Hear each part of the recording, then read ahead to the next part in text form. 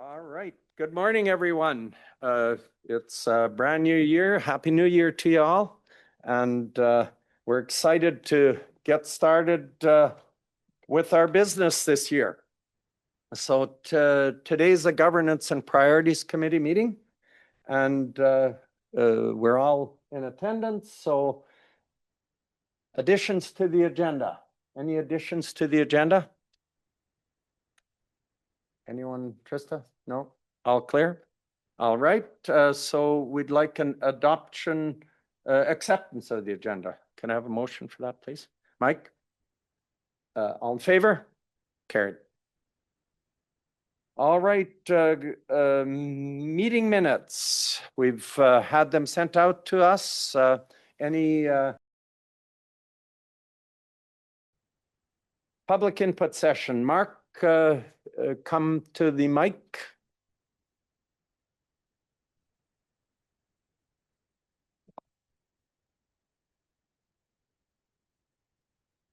Automatic turn on, isn't that just perfect? Good morning, Council. So going through this agenda here, there's this residential tax incentive thing that you guys have got on here. Now, reading through it, there's something that we've had residents cooperate with the county with dugouts that are approaching their property land and say, okay, let's just go with the tax relief instead of going through, you got to move that dugout. Because anybody up here on that council is aware of the amount of money and work it takes to move a dugout to where it belongs. It's not something where you just bring in the old hoe and start doing your thing. There's a lot of process to it. If we ever come across people that are not willing to work with the county, where's that money going to come from? So, I mean, if we're going to be giving developers breaks, maybe it's time we start giving residents breaks if they're taking care of the stuff, right? There's a lot of raking, whatever you want to call it, of ditches to get the gravel out so you don't destroy your lawnmowers when you're taking care of this stuff. You know, you have to have brush cutter to go into some of these drainage ditches because we just use natural vegetation. We don't line them. We don't rock them. We do nothing. So you got to mow them down. Otherwise, it looks like horrid hell. Simple as that. And of course, there's people, they're not taking care of stuff because they just flat out, they don't want to put the time in that it's taken. Okay, time. And then, and there's other issues that, you know, might help out in other aspects if we start looking at this the way some stuff was done in the county with the grading and other stuff, right? Like everyone can say, well, we've got laws, which we do. I mean, we have got a pile of black and white. There seems to be a really big black hole between this pile of black and white and what's happening out here in the real world. Right? So before we start giving developers all these free incentives, let's maybe contemplate, okay, if we're going to give it to them, what are we going to do for the residents? Okay, thank you, Mark. A little over time, but I allowed it. Oh, sorry, I wasn't timing this. That's okay. We only had one on the schedule, so I'm being a little generous. But thank you for your input. We appreciate it. All right. Next is we're not quite at 11, so we're waiting for someone coming then. So let's go to, are we ready for Public Works 7A1? Right. So we have our operations monthly report. If you've had a chance to look at it, it came in a little bit late, but really what it encompasses this month is snow. Pretty much how it goes. So we have our retrospect on our work order summary. As you can see there, it gives you your ones that are in progress, ones that were completed through the month in the chart. Moving on, it's going to be relatively quick here, and then we'll get to questions, and feel free to jump in. There's a road ban and permit summary, kind of the road data permits for December that have come in, and a few that we have issued ourselves.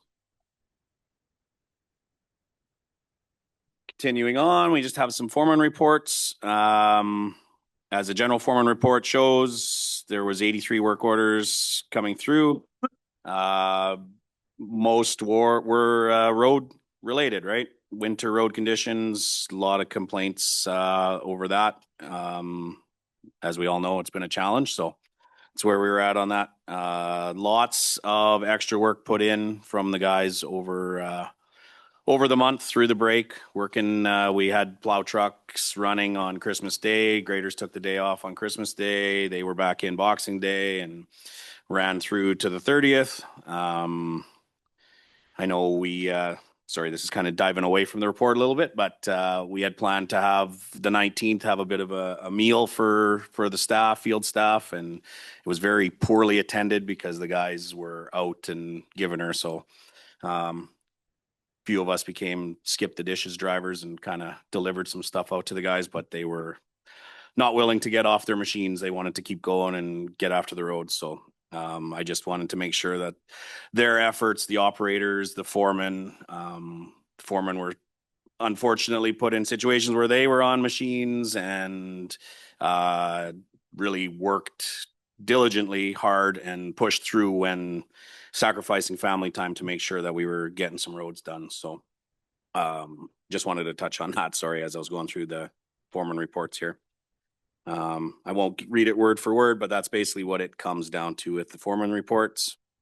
Again, you'll see normally we like to put our historical trails of our foreman's pickups.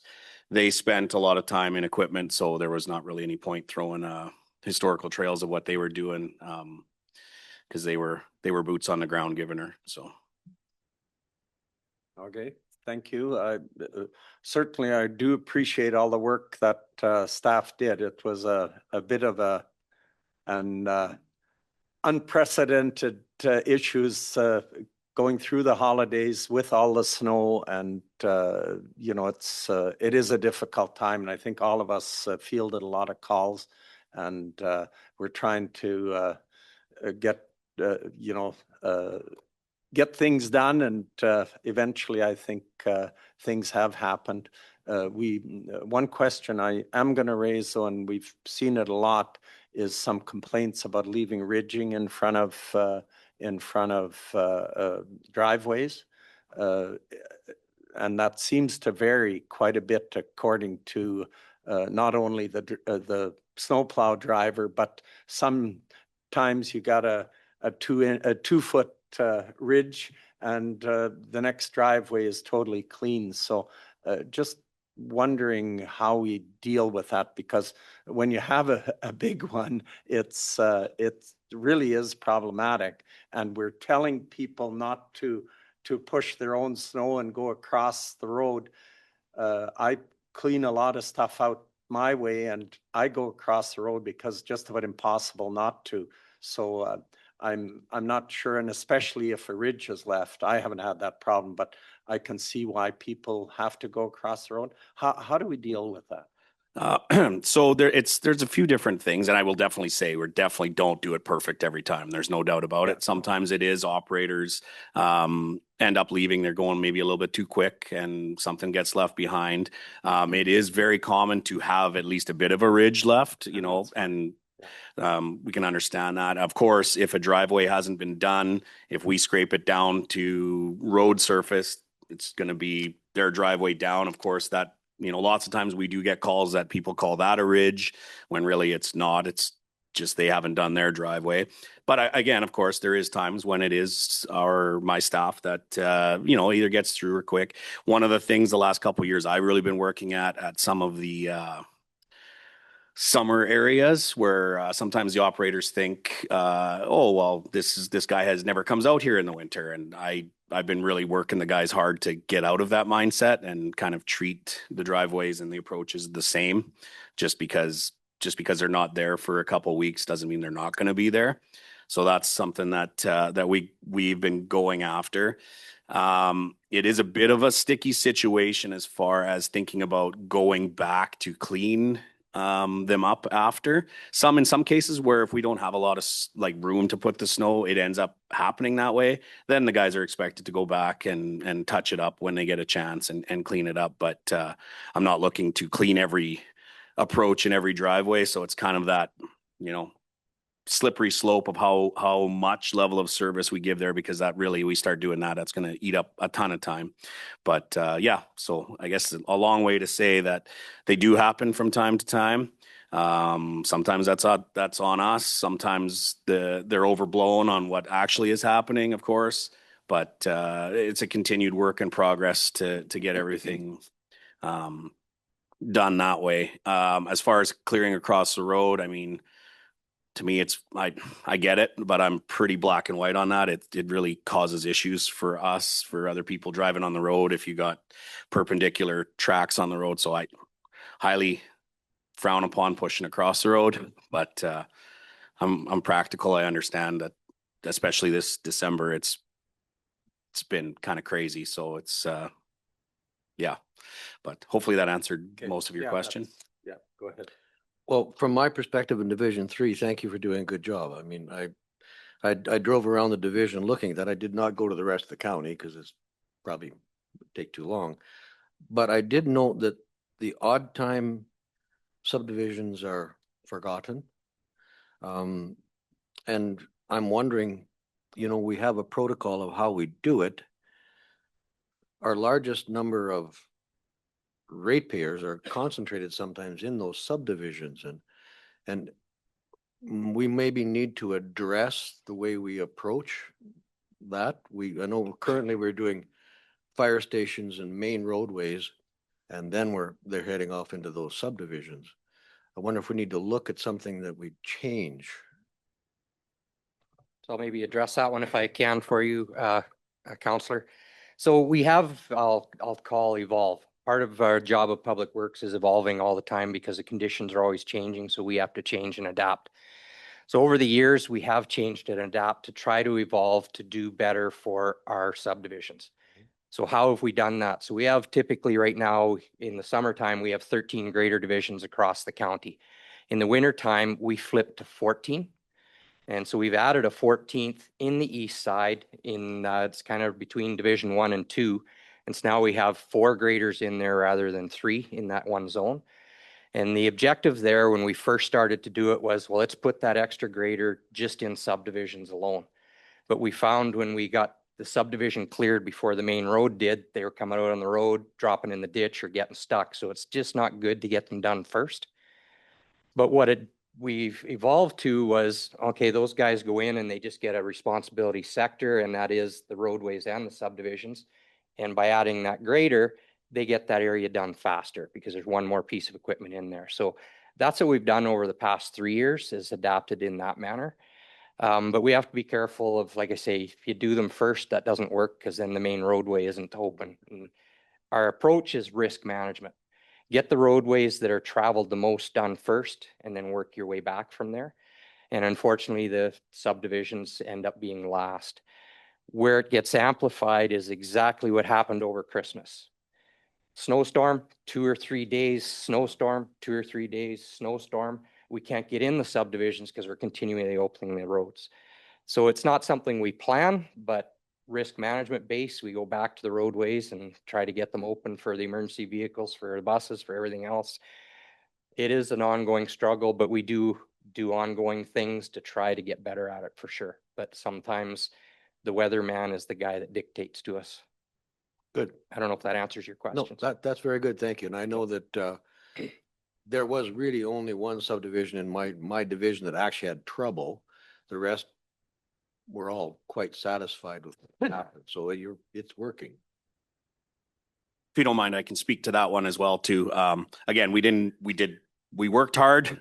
It was not perfect, of course. Reeve Preichus and I spoke about it too. There was a couple roads missed. So there was a big push to get everything done, and unfortunately a couple things got straight up missed. In the case of that subdivision you're speaking of, we have one of the foremen is new and learning the areas, and that one in particular, it's kind of small and tight, right? So it's a multifaceted approach, and it got missed is really what it was, that we need to use a grader as well as either a skid steer or the small plow truck. And frankly, it just, we lost it in translation and it just got skipped. So that's kind of where that one came down from. But I think we've learned. I think it's now on the map. So what won't 100%. happen in the future. And I think that's, Yep. Yeah, definitely. That's always looking to make it better. so thank you. Thank you. One question for you, gentlemen. What would it look like if we took our county graders on the main roads and just wing one pass? Like instead of doing both passes, and do the majority of them just once and then come back and do them later? It does get run sometimes like that. Yeah, not all the time. Sometimes when it's, hey, we got to get everything opened up, it is kind of that, hey, let's rush through, just get it passable and then come back and kind of wing it back a little bit. There's potential to look deeper into that to Just like with the 3 events like you're talking about, right? Bang, bang, bang, maybe just get them opened up and. yeah, and I think lots of times it does kind of go that way. Maybe not quite that simple as kind of a one up and one back kind of thing, but they might go a little bit more extensive into it. But yeah, it's usually try to get it open real quick, but still, maybe we don't have to go back right away. So yeah, no, there's potential to look at it that way to get things open and then really come back and do the meat and potatoes of it. After that. No, I do appreciate everything you guys did through the break, and that was awesome. So congrats Thank you. on that, Greg. So I'll just address just a little bit further. So it is our process to do that. If we get a deep enough snow, it's open it up and get it to the side, and then we come back and wing back. But if we get a reasonable enough snow that we can drive, blade, and wing at the same time, it is more productive to get that done. But it depends on how much we get in each one of those events. In these events, I was actually happy with the guys that they were able to wing as they were going, because the next event came before you could get that wing back anyway. So it was actually helping us. There is no one size fits all with this, but having a group that can adapt is good. And we just need to continue to do that. But I am proud of the guys. We had guys on holidays that canceled their holidays and came in. They were a great group. I'm very proud of them. It's like the difficult part was on Boxing Day when we had all that wind. And I don't know how much there was in the east end, but I know the west end roads were totally snowed in. And, we were going through 2 feet of snow drifts coming back Boxing Day evening. And, that was one of those cases where the snowplow had to or should just go in and hit as many roads as possible, because a lot of people, like I went out and plowed out people that nurses could go to work and stuff like that. And I'm sure lots of others did too. So, that's one of those cases where maybe we need to do more miles. But again, that doesn't happen very often. I think our biggest, how would I call it, help for us is explaining to people how the processes are and having them understand it. Because everybody thinks their road should be done first. But with 80 to 100 miles of roadway in each one of these 13 grader divisions, you just can't do 80 miles in a day. But by time I get a chance to explain that to a ratepayer, they get it and they understand. And our tracking devices are helping us show them, how we're marching through the county and getting as much work done as we can. But yeah, it was a tough season. Yeah. Oh. And it's not over yet. No idea. I'd just like to say that in Division 5, I never got a single complaint except for a driveway being a small ridge across it. That's one thing there. And the other thing I want to mention is, I think we talked about this earlier, is do we keep any kind of records on how long it takes us to do these different areas that we're doing? One of the areas being the main roads, the second is the connectors, and the third is the subdivision. Do we have a breakdown of hours equipment for those? We don't really track it, but it can be pulled from GPS to look at it. It's that's probably worth looking at to have a bit of an analytical breakdown on it. Do you use a tracking program? Do you use a GPS tracking program that can give you that report? That's right. Yep. Okay. Yeah, we do. Yep. I think it'd be beneficial for council to see those reports so we get an idea of what the time is to actually do this job, and maybe we can relay that out to the public. Absolutely. So we do have, it's called Titan tracking, which tracks all of our equipment, from our small vehicle fleets to our heavy equipment. There are a few devices which we aren't able to adapt those things into, small mowers and stuff like that.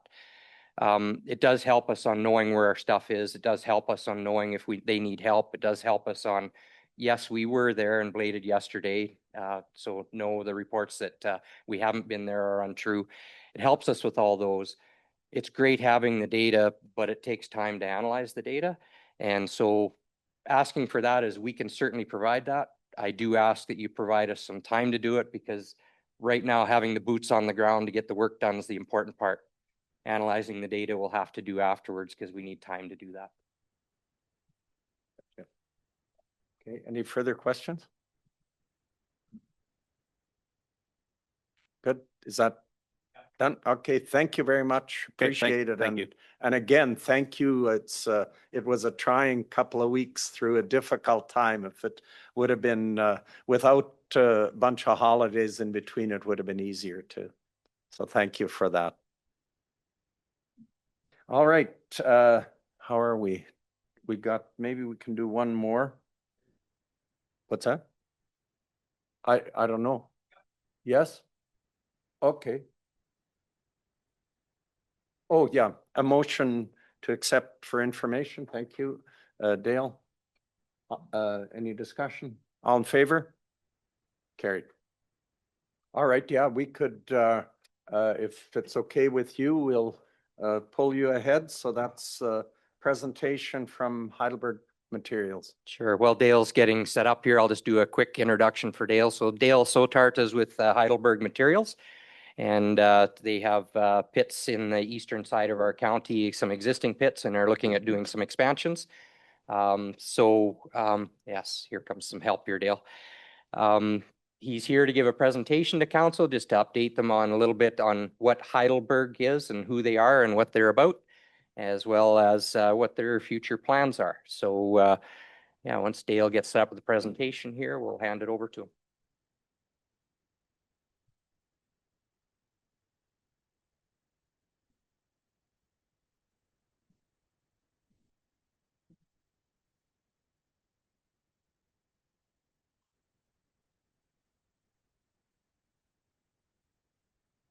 Morning, everybody. Morning. I appreciate, do you want me to use mine? Yes, please. Yeah, it's online, so they won't hear you otherwise. Okay, can you hear me? Is this good? Yep, good. Excellent. Thank you, everybody, for the opportunity to present today. Really just want to introduce our project to, of course, all new members of council. We've owned land in the municipality for over 20 years, but we've never actually operated in Lac Ste County to date. So you'll have to excuse the PDF transition went okay, not great, but it went okay. I think that's probably as big as I'm gonna get. So once again, thank you for your time. My name is Dale Sudart. I'm land manager with Heidelberg Materials, formerly Inland Aggregates, Inland Concrete. Corporately, we were Lehigh Hansen Materials Limited. So our land titles has Lehigh Hansen Materials. It's always been the same company. And January 1st, 2023, globally, we changed our name under one umbrella under Heidelberg Materials. We're German-based, what we call heavy construction materials company. But it's all the same players, all the same people. I've been with the company a little over 12 years. I live around the Villeneuve area. So born and raised around gravel, but I'm only been working for the company for a little over 12 years now.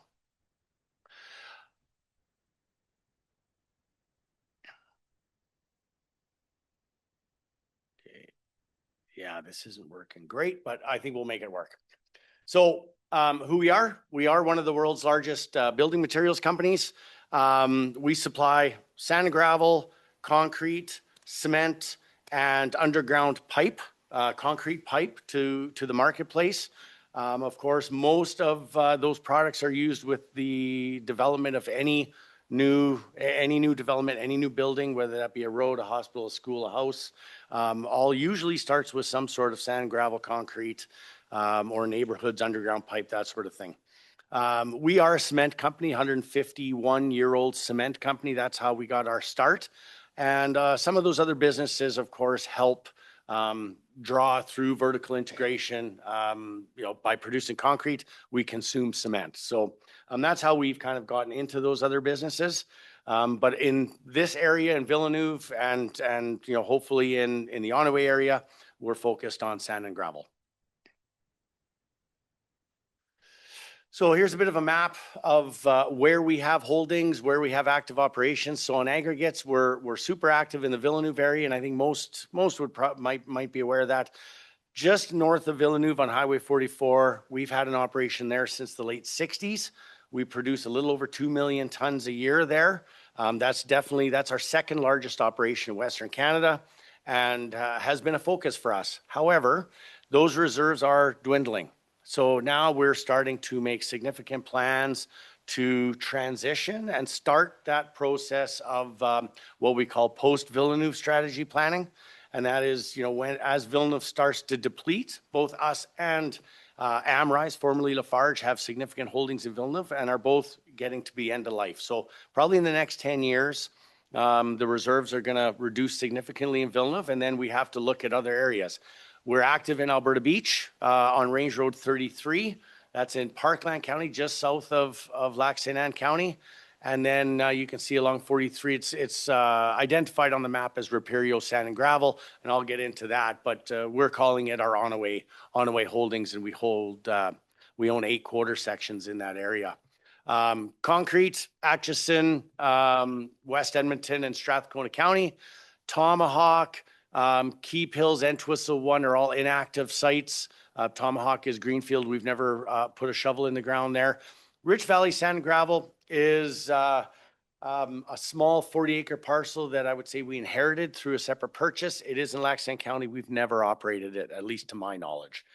Very small, very sandy, and the road upgrade probably doesn't make a lot of sense there for what's left there for reserves. So pipe, we make our pipe in Calgary with distribution in Edmonton. And the other important piece that I'd like to mention is we're getting heavy into recycled concrete. So we're recycling a significant volume of used concrete in Edmonton. We bought a business that's doing that in Calgary. As a company, we're very focused on circular economy and recycling where we can. As maybe some or most of you know, it's very difficult to permit sand and gravel reserves and to operate. So we want to minimize the amount of new reserves we need to consume and recycle as much as we can. But there's no getting around sand and gravel use and consumption really anywhere in the developed world. The other thing you may have heard our name about around is carbon capture and storage. We are planning a very large carbon capture facility attached to our Edmonton cement plant. It's in the planning stages. We're right now trying to reduce budget on that, but it looks like it's coming, and we're very excited about that. We've been making significant investments in other parts of the world, and we know cement is a major contributor to greenhouse gas emissions, and these facilities go a long ways to reduce our impact in that regard. So very excited about that, but it's still in the planning works. Feel free to stop me at any time, and I'll try to be expeditious. So on average, sorry, yes, go ahead. You were touching on the different locations within Lac Ste. Sorry, you were touching on different locations within Lac Ste County, and one of them you mentioned was Alberta Beach. Is that in operations right now? Alberta Beach, our operations are just south of Lac Ste County in Parkland County. It is an active site. For us, it's about a mile south of the on Range Road 33. Okay. Thank you. Yeah, and we haul everything south to the Yellowhead, so we don't travel on Lac Ste roads in that location. Sorry for the confusion there. Question here too. Sure. Hi, Dale. So the recycling concrete, the Calgary company, has that dealt with Highway East 43 waste at all? Sorry, say No, that okay. question again. Okay, that's fine. That answers my question. Oh, right. Yeah. Yeah. No, different topic, but I just wanted to know if they had been utilizing you for the recycling concrete. Where at? Sorry. Highway East 43, on 43, you'll see a sign when you drove up, the main dump station? No, Okay. no. Good. We only recycle concrete in Edmonton and our West End lands. We don't do it everywhere. We don't even do it in Villeneuve, frankly. Yeah, so what the counselor's referring to, we just had a contract that just crushed our large pile over 20,000 tons, so they weren't involved at all. They do it on private property basically, and it's restricted to their site, but so they would not have been involved. Okay, thank you. Great to hear, because it makes a tremendous product. And of course, it's better than hitting the landfill. Do you guys have any interest in starting that up in our county? Not right now. Not right now. Yeah, that's not in the plans. Open to anything, I suppose. Okay, thank you. Keep going. Good. Yep. Okay. So on average, every Albertan uses approximately 12 to 15 tons of aggregates per year. So that equates to roughly a tandem load. That's for county road infrastructure, maintaining gravel roads, new housing development, schools, hospitals, overpasses, parkades, whatever the case may be, whether it's put into concrete, that's roughly the consumption. So province of Alberta uses anywhere between 50 and 70 million tons a year of aggregates. So it's not insignificant. About 30,000 tons of aggregates are required to build 1 kilometer highway. I said 42 to 62 here. It's, our population has grown over the last couple of years. Natural Resources Canada estimates aggregate production was almost $1 billion in 2015 in Alberta. We wash aggregates for use in concrete. We make asphalt aggregates, obviously for use in roadways. Road base would be, the 3/4 inch typical road crush, fill sand, radon rock, masonry sand. We make a few other specialty products, but really those are probably the main ones.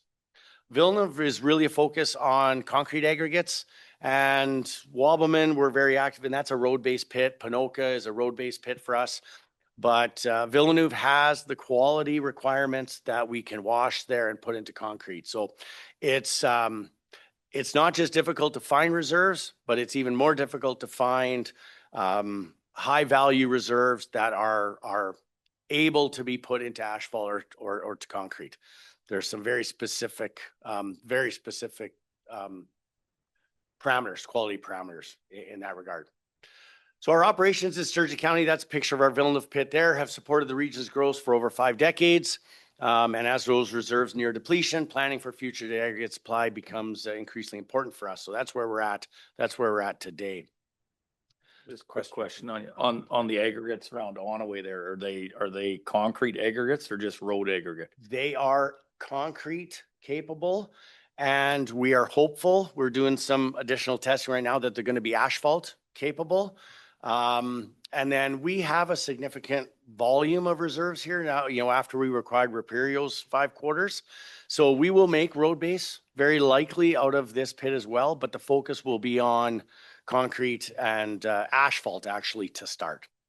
Was your plan then to put if you're doing asphalt, are you putting an asphalt plant right in those pits then, or are you going to haul it? We aren't in that business as of yet. In August, we announced the planned acquisition of Burnt Cove's Edmonton assets. So they are in the asphalt business. That would put us in the asphalt business in the Edmonton market. We have sometimes tenants or customers that want to set up asphalt plants. We don't typically do our own, Mike. As of right now, we're not in the asphalt business in Edmonton. But we have had other pits. There'll be one going into Panoka next spring. We have one, Canelson has one in our pit in Villeneuve right now. They make a ton of sense to put the asphalt plants close to where the projects or the jobs are.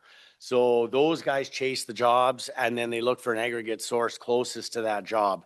And of course, if it's close to one of our pits, we can supply them the aggregates. They set up the plant. It really reduces the amount of deliveries and traffic that needs to service those plants. Well, yeah, that stuff's temperature sensitive, so you can't haul it too far. But do you have to get a separate permit for an asphalt plant then? Correct. Okay. Correct. That's typical. We have not applied for, I'll get into that, but once we are in the asphalt business, that may change. We may apply to have a blanket permit for an asphalt plant in some of these lands. I think that's undetermined yet. We prefer for the operator to get the development permit for the plant. If it's not ours, we don't want to be responsible for it. So, yeah.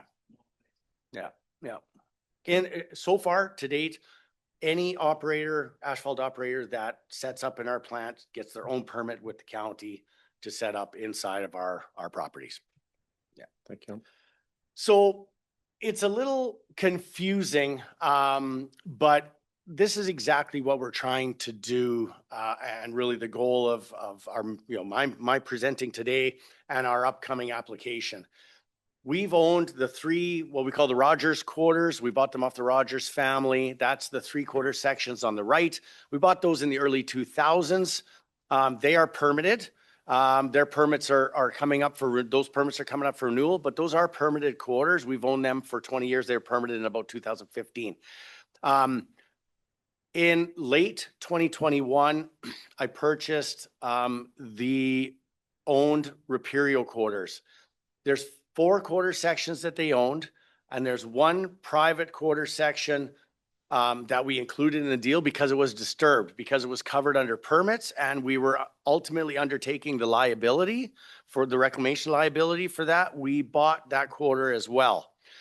And the other side of that is the permitted quarters for Riparial pit did not match what they owned. There were 2 quarter sections that were leased from the Ertman family. We are going to remove those quarters in our upcoming application. So really what we're trying to do here is we had our Rogers quarters permitted. There were 5 quarter sections permitted under Riparial, but only 3 of those were owned. 2 others were leased. Private quarter section is now owned by us. So we're really trying to put this whole package together and say, okay, there's not Rogers and there's not Riparial. There's one on-away pit that Heidelberg Materials is proposing to operate. And this is how we're going to do it. One of the examples was our Rogers permits had us upgrading 2 miles of county road. Now that we own Riparial, we're going to propose hauling internally, staying entirely off of county roads other than crossing them. And it'll keep all the trucks off the county roads. It'll give us direct access to Highway 43. And hopefully that's better for everybody. We didn't own the Riparial quarters before, so that wasn't an option. So part of our application will be tweaking these little things that have changed since the acquisition of more property and 10 years ago when our permits were first issued, or almost 20 years ago when Riparial's permits were first issued. So time for an update. So just for that map then, your bigger map, which side is the Highway 43? Is that where the arrow is right now? That's 43? Correct. Okay. Correct. Their main access goes on to 544. Right there. That's where the work has been done to access 43. Correct. All right. Yeah. So that's where you want to access in the future. Correct. But you'll come across your own property rather than the county road. That's correct. Okay. Yeah. Just a question on that. Is the Highways Department okay with that? Correct. Yes, they are. It's all approved? Yep. Roadside development permit's been updated, just because of the dates. They're usually 5 or 10 year permits. Yes, we've done the traffic impact assessment. It's been submitted. They've approved it. And that'll be part of the application. Those, we lump all those pieces in, but if I'm not mistaken, that part is already completed, already approved by Alberta Transportation. Okay. The concern I have with that is we're exiting onto Highway 43, all your gravel trucks. Correct. And crossing the highway. I see that as a serious issue. How did you deal with that through highways? It's all about truck numbers. It's all about the volumes, and I'm not a traffic specialist, so So Yeah, you did the reports on that, so you're aware of them. yeah, we hire a third party consultant to do those, subject matter experts, what we call. So we want to start approximately 400,000 tons a year. So we have those truck volumes. We could increase upwards 1.2, 1.4, 1.5 million tons a year potentially. We submit those volumes. They do traffic counts on Highway 43 over the course of a couple of days. And then those folks, those subject matter experts, put it into the model and say, okay, timing, over the course of a day, empty trucks, full trucks. And they do the math on the intersection, the current, what should I call it? The current status of the intersection, whether it's a 1A or 2B, or don't quote me on those numbers. And when Riparial got their first permits, they had to put in acceleration and deceleration lanes. So that intersection on 43, specifically at 544, has been upgraded already. And that design is able to handle the volume of our trucks that we're proposing to put into the system. And we have a roadside development permit approved by Alberta Transportation to that effect. Dale? Does that help? Is that wide enough in between, like the, whatever you want to call it, this north and south lane? Like if because what are you going to haul out of there? Tri-drives and try them? Quads, yeah. Is there enough room that if they pull across one lane, they can park in the middle, or is their trailer still going to be on the highway? No way. I believe there's room for, No way. good question. Good question. I believe No way. usually Alberta Transportation will limit. I know we have a pit at Entwistle where our roadside development permit specifically says only tri-doms, only triaxle trailers. That's not the case here. I do believe there's room for quads there. Yeah, we wouldn't want them stacked up, No way. but I don't think there's. there isn't. I'd feel like it'd be too narrow between Yeah. the north and south road. So then if they cross this road and they can't get going right away, their trailer is gonna be blocking, right? So that'd be something to look at, before. Okay. I would think that would have to be addressed, because if you got a trailer on the one side and your truck's nosing into the other side of the road, that's gonna be a huge issue. Okay. Greg? Yeah, just to clarify, that's actually an Alberta Transportation jurisdiction. And the permitting is very stringent with traffic assessment plans and things like that. And make no mistake, Alberta Transportation does not just issue permits at a whim. So it is in their jurisdiction, and being that it's a 4-lane highway, be rest assured they'll be looking at that. But there is, as Dale had mentioned, it was upgraded when Riparial was there. And if the traffic volumes are such acceptable by transportation, they'll ensure what can and can't go through that intersection. I'll push back a little bit, Greg. I wouldn't, we will get the pressure if there's problems. And I think it's quite justified that we ask these questions. And, there's been other spots on Highway 43 where their engineers have not done a good job, and takes years to fix. And I think that is a concern there. I think not only what's been raised, but also the concern that it's about a half a mile is the turnoff to Onaway. And that is going to be a bit of an issue as well. It just about needs another lane, that whole half, 3/4 of a mile. So I think those are considerations that maybe they've approved, but I'm not sure they did a proper job there. So I think those are concerns, and they're concerns we're hearing already before the application is even in. So, and I know it is in our jurisdiction, I get it, but we also want to protect our ratepayers. Yeah, very fair. Sorry, Dale, go on. Go ahead, Dale. So my question is, your private road through your 4 quarters, that's actually a road allowance. No, No, it would it's be not. internal. We would completely But internal. is it not designated as a road allowance? There's no road there now, but it lines up with the other road, which I suspect would make it a road allowance. So my only question is just to be concerned about the fact that if that is a road allowance, then there might be some other things that we have to deal with at the county level. So the plan right now is to start in this east quarter Mhm. and go across Range Road 21 Mhm. there's a driveway on really both sides because there's oil and gas development down here. So there's a driveway already here, level crossing, the roadways on both sides are very flat. the visibility is good. So that's the first crossing. That's relatively simple. We would come across deeded land to this point. Okay. This crossing becomes a little bit more challenging because of the elevations. So I'm working with George and Jan McLean to purchase a small portion of property in this corner that will allow us to come north and cross at a much more safer type of location. Trying to cross here, not only the pipeline goes across, but it's a really tough elevation sight lines. A crossing in this location would make it much better. And yes, to Dale, to your point, will we have to apply and get the county's permission to work with, you know, Greg's group 100%? Maybe we have to cut that down a little bit. But a purchase of approximately 8 or 9 acres of land is essential. That's underway. And a subdivision application will be forthcoming in that regard as well. But we wanted to get that done. And then we would go internal as well and come out the same location on 544. This is maybe the road allowance that you're Yes. talking about. Yeah.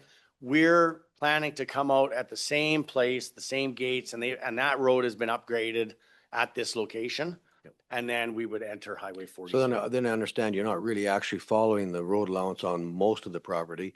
So Correct. then that brings my next question, which is not for today, not for tomorrow, but for my great grandchildren, is that something that we create today is not a problem for them in the future. Sure. Yeah. Yeah, I think for us, keeping the trucks off the road was a really net benefit. Truck interactions with the public on county roads, highways, as we're discussing, they can be problematic. So minimizing that and staying off of the county roads, we thought was a real plus when we purchased Reperio. Certainly it was part of, my internal justification to do that. And I do believe, personally, I believe that is the best way to get onto 43 is an already upgraded access. We know that there's been issues with previous operators in Lac Ste County and trucks down county roads, whether it be Heather Down, Range Road 20. We know there's been previous issues. So we're hoping we can minimize, if not eliminate those altogether. Good. Well, thank you. That's what I want to hear. Nope. So Highway 43 is your only option at this point? And were any other options explored, like the Eastern Range Road, to exit onto maybe Highway 16? And I guess my question is, where do you determine the majority of your traffic is going to go once they hit Highway 43? Are they going to go north or are they going to go south? South. The majority, if not all, will go south. So why wouldn't they go down Range Road 22 and exit onto the same road that the rest of the gravel pits use? At this location here, there's no upgraded road, to upgrade it to County Hall standard road from this location. That's so correct. we would have to upgrade out to Range Road 20. Yes. And it's Range Road 20 is not upgraded to my knowledge, to that intersection either. So there'd be upgrade required south of that. Correct. We know that the south side of Range Road 20 going on to 16 is really dangerous. Yeah, absolutely. Right. And So we will do it not be want to the add same to on that. 43 as well. It's the same kind of issue. We have 4-lane traffic heading up 43 north and south with gravel trucks crossing. That's a problem. Yeah, I don't believe there's near the volume on 43 that there is on 16. I believe 43 is a much better option for us, particularly on Range Road 20 going on to 16. Our original development permit, our existing development permit, I should say, required a road upgrade 1 mile south from this point, 1 mile south and 1 mile west on Township Road 6, or I guess it's a Highway 633, but it's not a highway. There's to me, there's two issues with that. That intersection is much busier to be entering, where 633 joins 43. It's a much busier intersection. Second thing is there's a farmyard on the south side, right kind of just south of where my pointer is. It's very, very close to the road, a dairy farm. I think having a multitude of trucks driving right in front of their place is not is not something they are going to be too keen on. So we believe we have the best plan to get directly onto a 2-lane divided provincial highway, 4-lane divided provincial highway. That's already upgraded. We believe that's the best plan here. Yeah. I got a question for you. All right, thank. You spoke to the residents around there, your pits there regarding noise, setbacks, where your wash plant's going, all that stuff? Yes, we had an open house in early December. There was about 40 people, and we'll have a report as part of our application. There's about 40 people. I think 1 or 2 of you maybe popped in. We had our subject matter experts around the room, all of our operational people, right up to area management. We've heard some concerns, and that's why we're looking, and I'll show you in a future slide or two, we are looking at where we were planning to site our crusher and wash plant potentially, and maybe shifting those based on some of the existing residents, some of the concerns. We're absolutely doing that. And that's the importance of having an open house before we submit, is to hear that feedback. We've owned the land in the area for quite a while, and the residents are familiar with gravel operators. What I want to stress is we've never operated, Heidelberg has never operated in Lac Ste County before. While I understand the dynamics. Yeah, being lumped in. Yes, we're in the same business. You guys say you do it better. We really try to be. We try to be best in class. We're not a short-term flash in the pan company. We've been around a long time. Our reputation is important to us. And I would encourage, if you've got any connections in Sturgeon County, to reach out to them. And we've been operating there for a long time. And really all I can say is, I think the proof is in the pudding and our relationship with Sturgeon County and the residents around Villeneuve. We have a summer barbecue every second year at the plant. We had over 300 people come this year. We had an open house for a public hearing for redistricting about 6 months ago. One person came and spoke in opposition. Yeah, I've talked to some residents close to your pits there. I think you need to have some more conversations. For sure. Put it that way. Yeah. No, and we're looking at making some alterations to our plans. And, we understand that it's not something that anybody wants in their backyard. We get that. Yeah, you might have to buy some real estate. That's always an option as well. All right, make sure. Thank you. Yeah. I will say to that comment that it's difficult to buy real estate when we don't know if we're going to be able to operate. So, chicken and egg. Yeah. Okay, thank you. Keep going. I'm not sure how much time I have, so I will try to, okay. Okay, yeah. Bring out the big cane whenever you need. So just a little bit of a history and a chronology. In the early 2000s, we acquired the 3 Rogers quarter sections. In 2010, and they're mixed up because the timing is sort of important. In 2010, Lac Ste County issued a development permit to Reperio. That was 5 quarter sections, and they're not the same 5 that we're going to be part of our application. We're removing 2 and adding 2. In 2014-15, Lac Ste County began working on land use bylaw amendments, introducing a specific aggregate resource extraction and processing district. The timing is important because that was right around the same time that we had applied for our development permit on the Rogers quarters. 2011, Reperio started.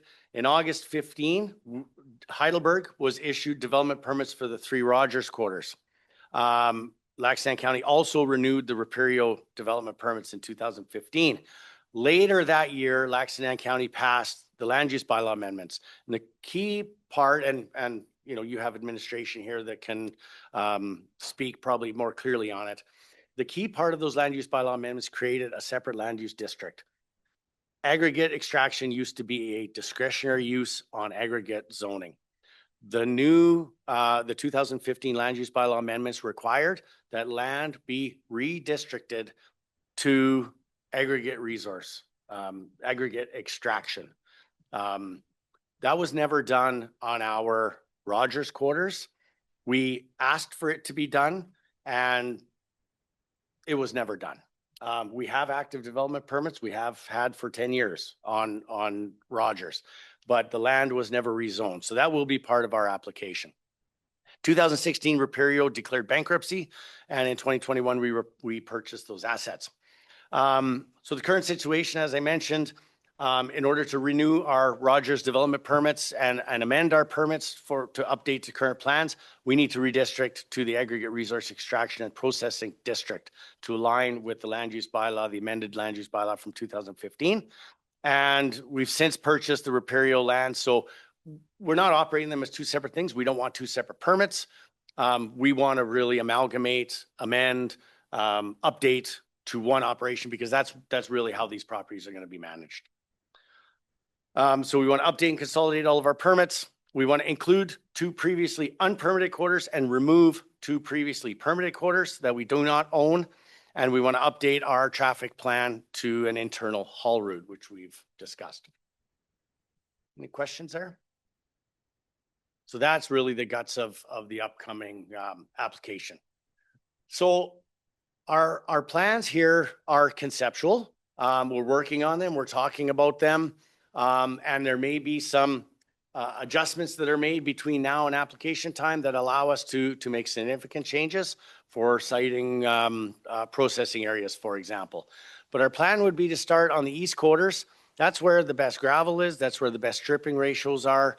That's where the most economical gravel is. While we own all these quarter sections, it really gets challenging, let's say in this quarter section, when it comes to the economics. We believe that will change as we get there over the course of 20 years. When we get to this location, the economics will be better. But if we had to go in here today, I'm not sure we would. So over here, though, it's what we call stripping ratios, the amount of overburden owned over top of the depth of gravel. In Villeneuve, we're around 2 to 2.2, 2.3. That means we're taking off 2 meters of gravel for every meter of gravel that we can access. Over to the west, that number gets pretty high. So we're going to start from east and work our way west. And we would bring that pit run material across the road. And originally our plan was to process in this location. Because of the lack of gravel or the non-economic gravel that resides beneath this area, it made it good for us that we could build a processing and stockpile area and leave it there for a significant amount of time. We are looking at an elevation. It's relatively flat, flatter in this location than it is as you get west. But we are looking, to your point, Barry, we're looking at shifting this processing area to the west. But again, most of these people were at the open house. These folks, these landowners, I've had conversations with. This land's for sale. I've had conversations with most of these folks and the Erdmans. And, we're looking at all those things. Berm locations, sight and sound berms, potential for partnerships or opportunities, those sorts of things. And really where we can minimize our impacts is what we're trying to do. Why wouldn't you put that crusher right on Highway 43? Then there's nobody lives close to that, right? If you got to haul it, crush it and then haul it, why not just haul the pit run right to and then build those berms up higher, put your plant down low so it's not noisy. I'm assuming you're going to do internal dust control as well. You bet. Okay. Mike, that is exactly. The water keeps coming in to where we are. We have to keep that water down and we keep pumping it and building up in another pond, and the head just pushes itself back into the aquifer. So we've been doing that methodology in Villeneuve since the 80s, I believe. We used to use drag lines right in the water, and we probably changed that in, I'm going to guess, because I don't know for sure, probably late 80s. We moved to dewatering, and we always do it, close, right? It gets expensive the further you go. So closer the better for us. On site. To answer your question, Mike, on site. So, exactly. Our conceptual plan is being looked at. In fact, we have a meeting, I believe tomorrow morning on it. We're having a series of meetings to try and figure out, do we need, because these processing and stockpile areas, they're expensive to develop as well. So do we need 3 of them, Mike, to your point, if we bring everything over here, that sounds good. I am mindful of Wade and his location. He's not in a great spot, being the center of all of us. Him and I have had a few conversations and really, really good guy. But I'm mindful of that as well. That I don't want to. We want to be a good neighbor to him as well. So we're looking at all these things. Initial production around 400,000 tons a year. The potential to increase, that's really an unknown. We want to be transparent and say we're not going to just do 400,000 tons a year, but it's really market driven, market dependent. And yeah, how much money does the government contribute to infrastructure? That will dictate a lot of this, particularly with asphalt aggregates. What's your projected time frame of that mine being operated? It will be a generation. It will be 20 to 30 years, 25 to 30 years, probably at minimum. And that depends a lot, as I mentioned. As we move west, are we doing 400,000 tons or are we doing 1 million tons a year? That will dictate a lot of the timeline.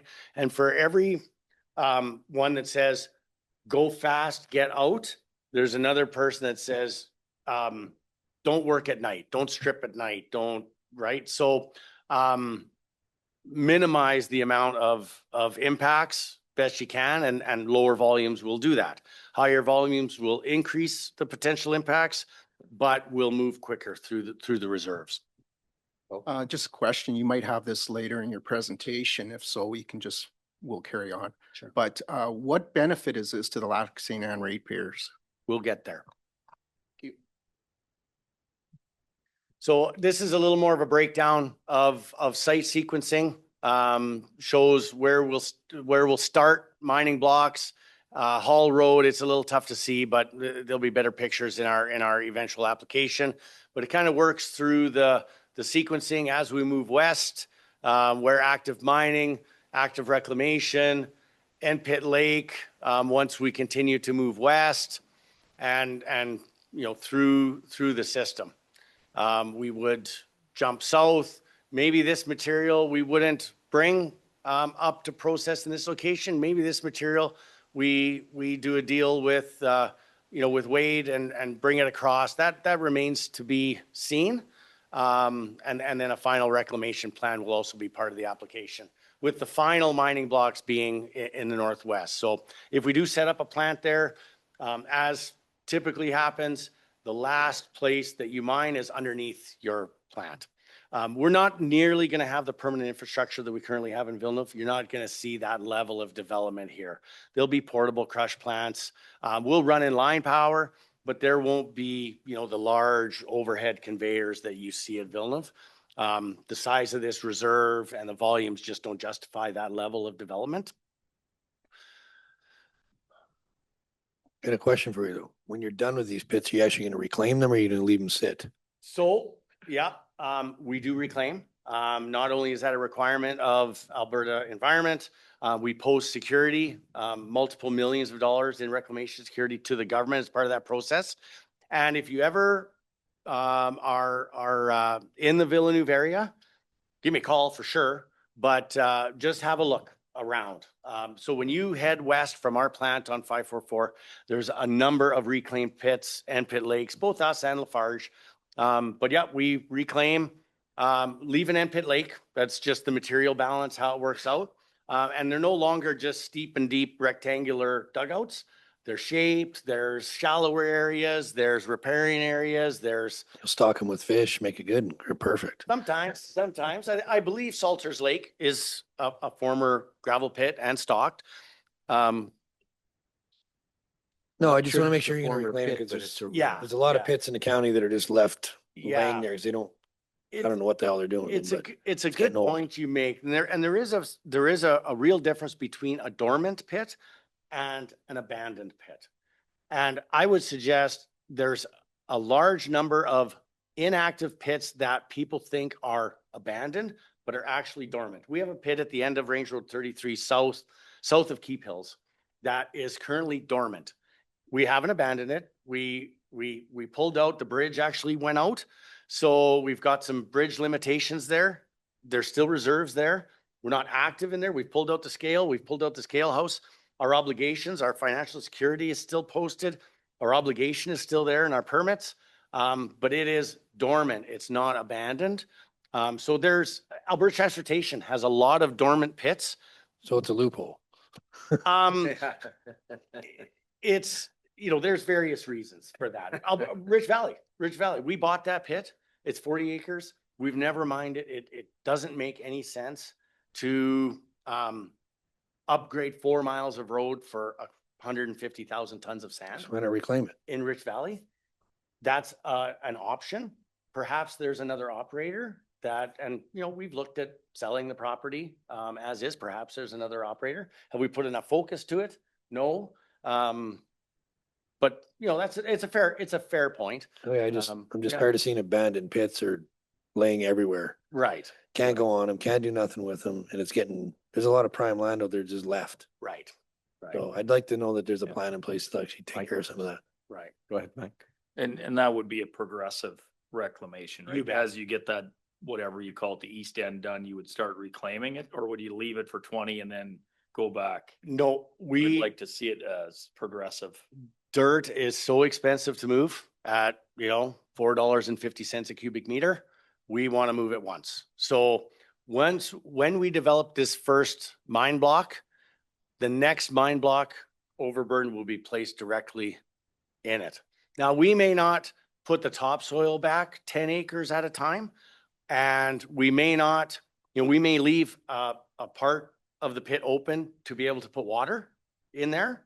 Those are operational areas that we need to keep open.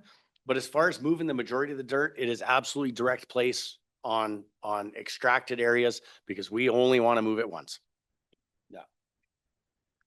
So I think, Dale, what we're pointing out is we're trying to do our due diligence to make sure that in the future, when we're gone, there's not a mess to clean up that the ratepayers actually have to pick up. Correct. The provincial jurisdiction for reclamation lies with the province. And there is, every 5 years, there's an estimate done of the amount of disturbance on the property. And at the beginning of a pit, it's the estimate for 5 years from now. And that security is posted either as letter of credit, bond, or cash. Our company uses bonds. For the Rogers pit, for example, there's probably $1.5 million posted and has been since 2015 with the province as a bond. Even though there's no disturbance there, there's a significant amount of money posted because when we do open it, they're looking ahead to that level of development and want that security posted. So, yeah. Are there issues with reclamation security in some places? I'm going to guess yes. With our company, I'm going to suggest no. We sometimes get painted with a different brush as individual operators. So we can't lowball our reclamation securities. They're significant. Yeah. Good, thank you. Continue. Mitigation strategies, we're going to have some vegetation clearing, stripping and stockpiling, extraction, pit-to-pit dewatering. We've got to haul that material, and then we're going to screen, crush, wash, make asphalt material. And then, while we're stripping, we're also performing reclamation activities. Most of the time, and in this area, it'll be no different. It'll go into annual cropland. That's what it was, and that's what it'll be. And it's the best method of weed control that we have is letting a local farmer plant crop on it. So all of the quarters that we currently own are farmed by local farmers.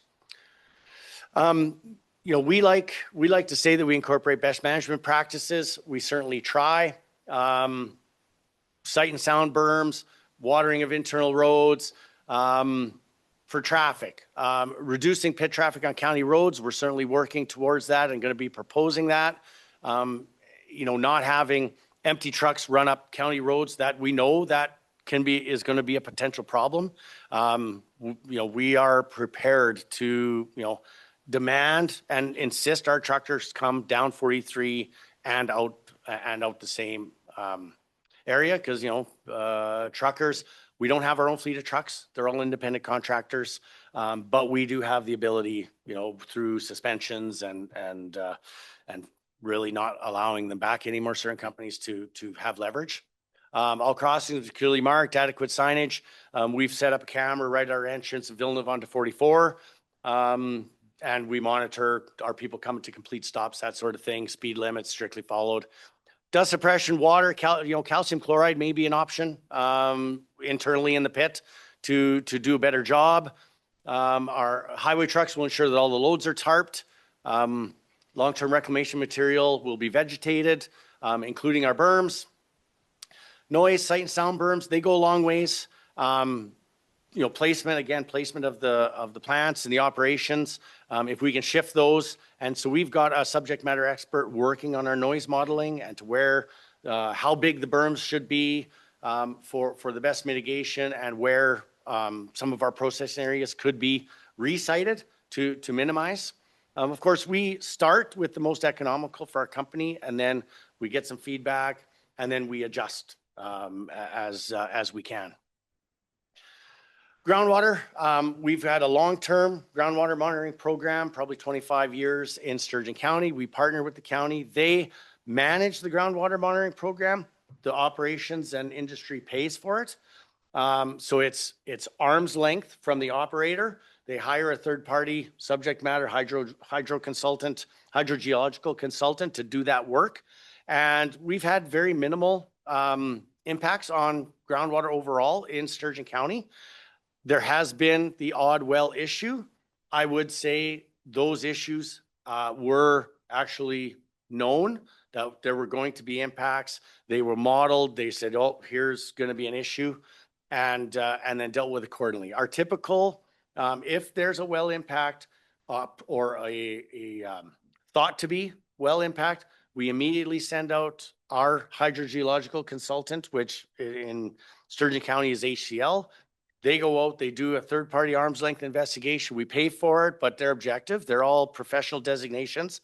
And they determine whether it's our operations that have caused the impact or not. If it's deemed to be an impact of aggregate mining, we immediately set them up with portable water supply and come up with a permanent solution, whether that's, some cases, older wells will be very shallow into a sand and gravel seam because there was lots of water there when they drilled the well back in the 60s, and it's expensive. So it was a shallow well that had lots of water, never went to the bottom of the gravel seam. We'll sometimes deepen that or drill them a new well or put a cistern in place or that sort of thing. But all of that work is being modeled and done ahead of time. We will know in advance of submitting our application if we have any of those wells in question. They'll all be identified. And that work is being done right now, a field verified water well survey, as well as modeling based on our operations. Okay.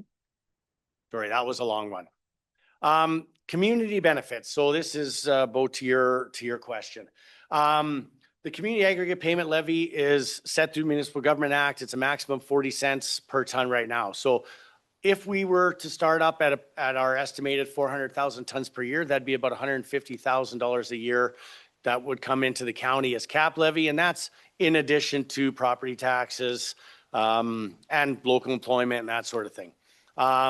If we got up into the 1.5 million ton range, that would be upwards of $600,000 a year. Sturgeon County, between us and Lafarge, as being Amrise being the major contributors, they bring in somewhere between $850,000 and $1 million a year. An important part of we really promote this model and are thankful of Sturgeon County for doing it. A number of years ago, starting in 2001, they started actually 2004. They started redirecting 50% of their cap money into local community initiatives. So in Villeneuve, the community hall, West Country Heart, the aging in place facility, hundreds of thousands of dollars has funneled into those facilities. The Calahoo Hall construction that occurred in about 2017, hundreds of thousands of dollars of cap money went into those developments. The arena in Calahoo, the ball diamonds, like I said, our new community hall, some property that the Ag Society purchased.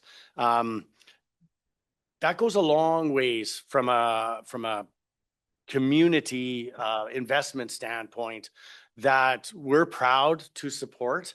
We're happy that Sturgeon County does it that way, because when we get, the ultimate question, well, what are you doing for Onaway, or what are you doing for the county? Well, we're doing this, or our cap money goes to that.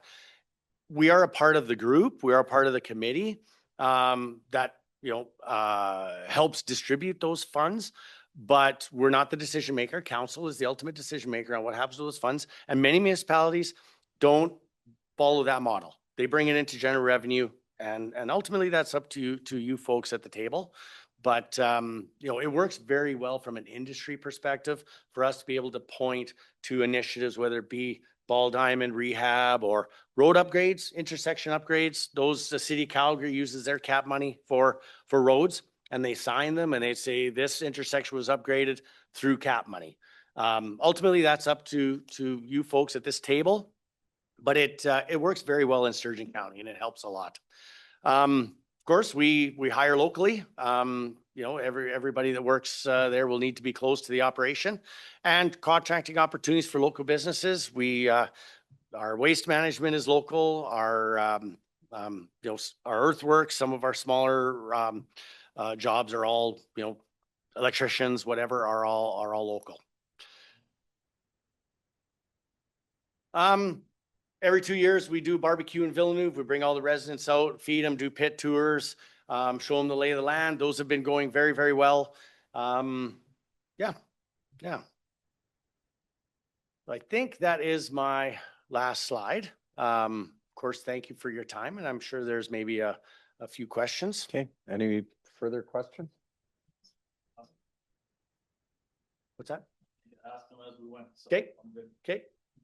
Yeah, so we are in the process right now of taking all the open house feedback, looking at our plans, making sure we get them dialed in to not only what we want to do, but what we can do from a mitigation standpoint. And, hopefully we'll have adjusted our draft plans that you have saw.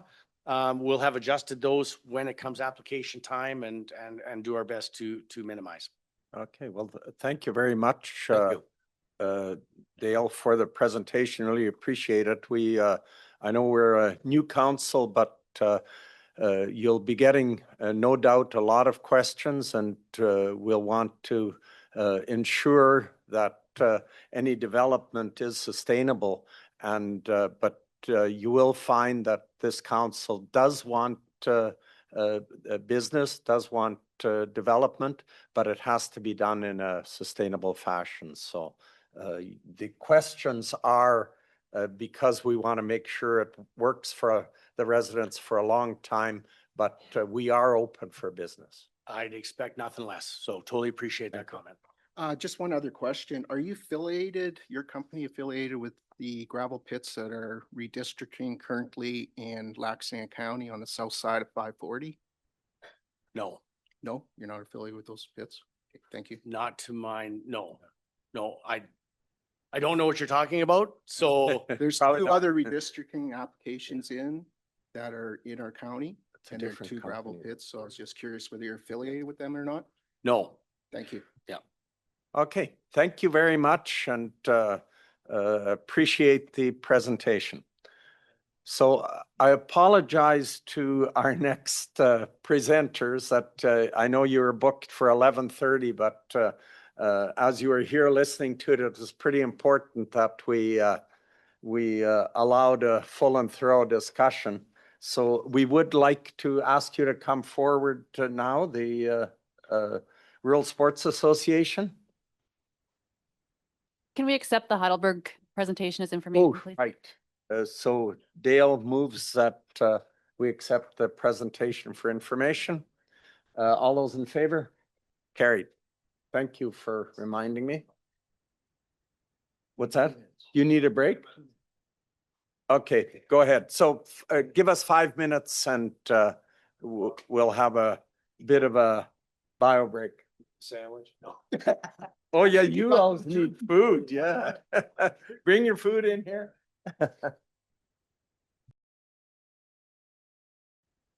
Yeah. So thank you for having us. I'm Lisa Grant. I'm the Executive Director. We have Kavis Reed, who will also be presenting, and Bruce Williams, who will be presenting. Okay, thank you very much. We do appreciate you coming, and for anyone online or here, we've I know on the agenda it shows we're going into closed session. We've agreed that this is fine. This is for anyone to hear, so we do appreciate that, as we do prefer doing stuff that everyone can hear. So that's we really thank you for that. So the floor is yours. Okay. So on behalf of the Rural Alberta Sport Association, I'd like to express our sincere gratitude to the Lac Ste councillors and staff for allowing us this opportunity to address you today regarding our facility and campus project. We truly appreciate your time, consideration, and ongoing commitment to supporting initiatives that enhance your community well-being, sport, and recreational opportunities.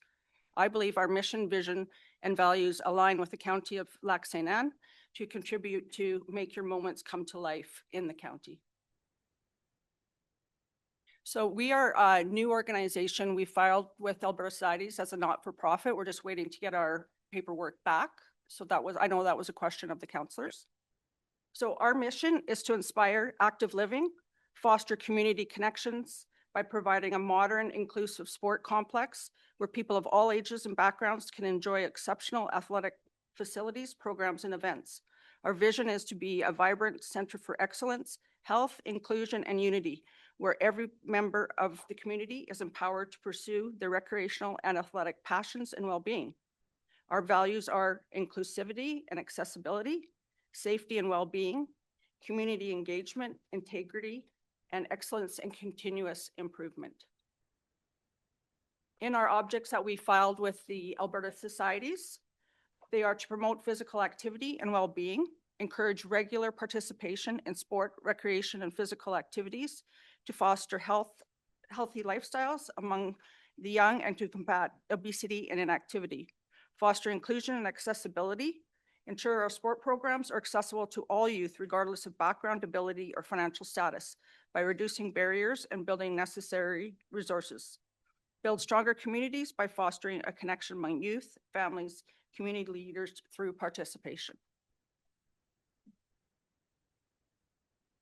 So this is the piece of land that we are talking about with the purple. Can I just interrupt 1 second? How's your association funded?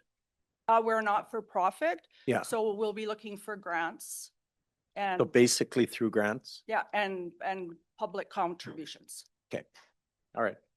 The piece of land that we're talking about is the purple one right there with the blue mark that is owned by one of the funders for this project. Right there? Yeah. I know it's not. Okay, there. Sorry, right there. Can you? You go to pointers. It's not showing. Oh, sorry. In the middle of the green square up top. All right here. No, right there. Yeah. Yeah. Where? Oh, the purple. Oh, okay. Or the. All right. This is what's zoned for the cannabis plant, which is no longer moving forward. So there is water, electricity on the actual land. Right by Alberta Beach. So is that that's not in Alberta Beach itself? No, it's in It's Lac on Ste. county land. Yeah. Okay. Any questions? No, keep going. So again, as we mentioned, we are about transparency, engagement with the community and other communities within the county. So right now we are looking at engagement with your IDP committee, because we know this does have impact on Alberta Beach as well.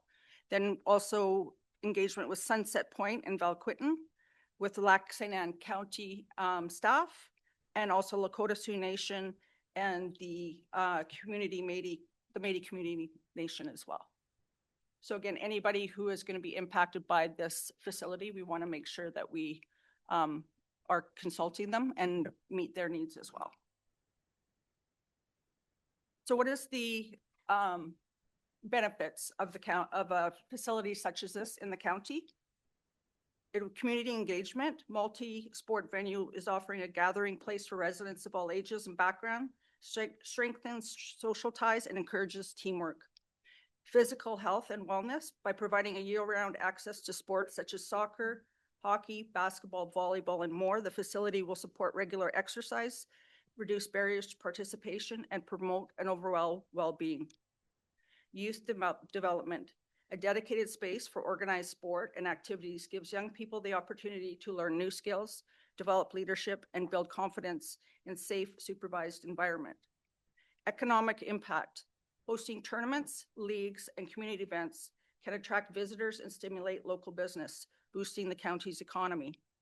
Accessibility and inclusion.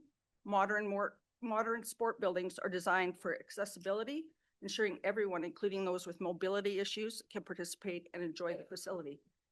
This multi-use flexibility allows adaptive spaces for fitness class, cultural gatherings, educational workshops, and more, making them a more valuable hub for diverse community programming. Enhancing the quality of life. Regular access to recreation and social activities improves mental health, reduces isolation, and fosters a sense of belonging among residents. So just in summary, the benefits for the community: lifelong participation in sport and physical activities, a safe space for community members during inclement weather, support local schools and organizations with accessible facilities for their event, promotes healthy competition and sportsmanship, and can serve as an emergency shelter if the community hub in times of need. This facility would also support your Lac Ste. Foundation. It would create a significant role in seniors' wellness within the region. It would provide affordable and supportive living options, focusing on enhancing the quality of life. It's supporting your initiative of housing, but focusing on the enhancing of the quality of life and fostering independence. Through partnership with local municipalities and Indigenous communities, the foundation will ensure cultural appropriate services and programs are accessible to the residents of Lac Ste. So we will again consult with that foundation to assure that we're all aligned. The facility will also support the Indigenous people of Lac Ste. County. It holds deep cultural and historical significance for Indigenous people in the county, particularly the Lac Ste. Nation and the Métis communities.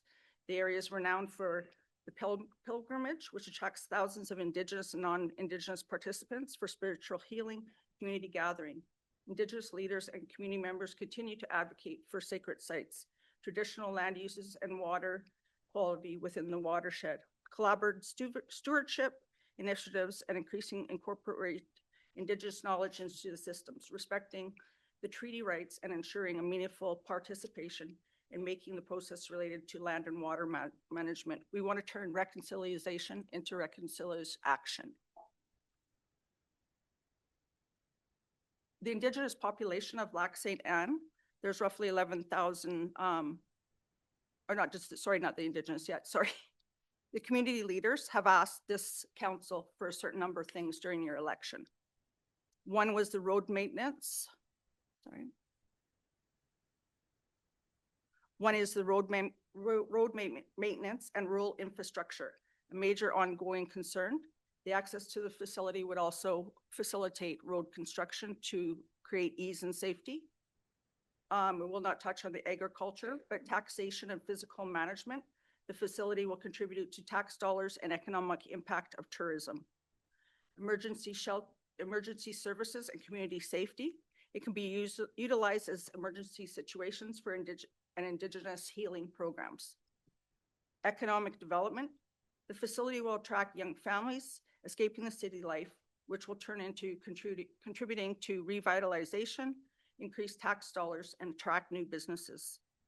The facility will contribute to community services, be inclusive to all individuals, sport and recreational, while catering to seniors' health, wellness, and recreation. So it's our intention this facility would be first the people of Lac Ste. Community associations, provincial sport organizations access, and possibly national access for events.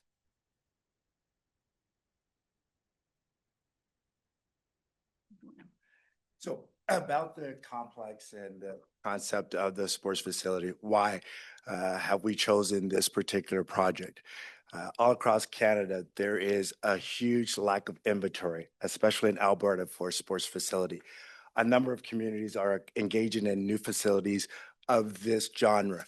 But our proposal in terms of concept is more than what others have done, and it will allow us to have more versatility and provide long-term sustainability for this. Can I ask you a question? Yes, sir.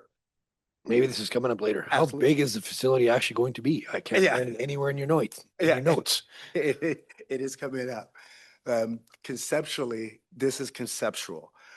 This is the idea that most of the communities have in terms of the facility. You're approximately looking at about 100,000 square feet at minimum space. Could be as little as 50,000 square feet, but that doesn't provide the sustainability that you need. These kinds of facilities in Western Canada, it does not exist what we're proposing. That differentiation will allow this community to have the opportunity for a lot of national exposure.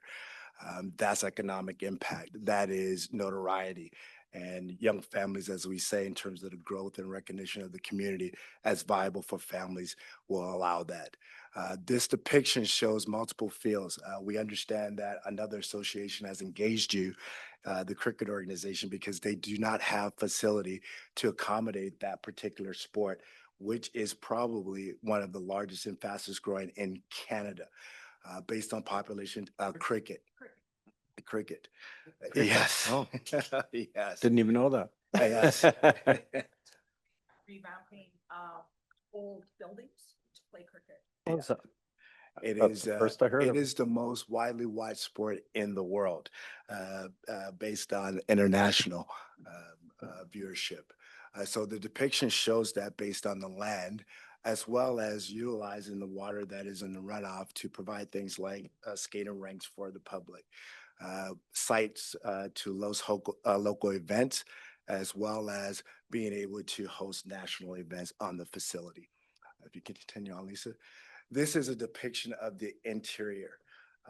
Again, a number of counties across Alberta are in the next couple of years engaging in these types of facility. Walk-in path for seniors, indoor facility so that we have 6-7 months of winter here in Alberta, indoor facility to provide that wellness, purpose spaces that will allow students and others to be able to utilize it, community meetings, etc. So this facility is not only just about sports, but it's about engaging the community to have a place that they can say that is their own and do multiple things at it. It's a rallying point and a rallying purpose of the community. If you can keep going, please. Continue. The outdoors aspect of it. A number of studies we've done over the last 10 years. This has been 10 years in studying. In the US, a lot of national teams are being hosted in smaller communities. Why do they want to be hosted in smaller communities? Because they feel that the athletes have a better opportunity to assimilate in smaller communities during their times there. These kinds of facilities are in small town Minneapolis, small town California, small town Arizona. And we believe that with the property that we have, it is a perfect opportunity not too far detached from the main center of Edmonton for our national teams to be able to host their teams here. If you can keep going. 5,000 seat stadium. There's a lot that is going on in conversation in the city of Edmonton about this lack of an infrastructure, that 5,000 seat facility that can host national and provincial events. The city and the province has lost out on a number of national events because they do not have this kind of infrastructure. With the versatility of this space, this is not a permanent structure, but the ability to build this and take it down on multiple occasions, which will allow us to be able to bid and host a number of national events, even the opportunity to get contracts so that you can have that revenue certainty and that planning opportunity. With the fields that will be phased in and proposed, this put this project as a separator. Again, the only fields facility in Western Canada that's able to bid on opportunity is a dome that does not have the space or the infrastructure in Western Canada. No other exist. Population catchment. You would say, why are we sitting here in Lac Ste. County? Because people travel for sports. This $1.4 billion industry last year in Canada has said that families will travel. We have individuals from Grand Prairie, 4.5 hours from the city of Edmonton that travel on weekends for their kids to participate in sporting events. And that opportunity with 45 minutes detached from Edmonton and some points an hour at the most detached from Edmonton, there's a population of about 1.4 to 1.5 million people that will be available to provide clients for this particular facility. So we believe that this is a very important and strategically, geographically important location that will allow us to have people from many different regions to be able to come in and support this facility.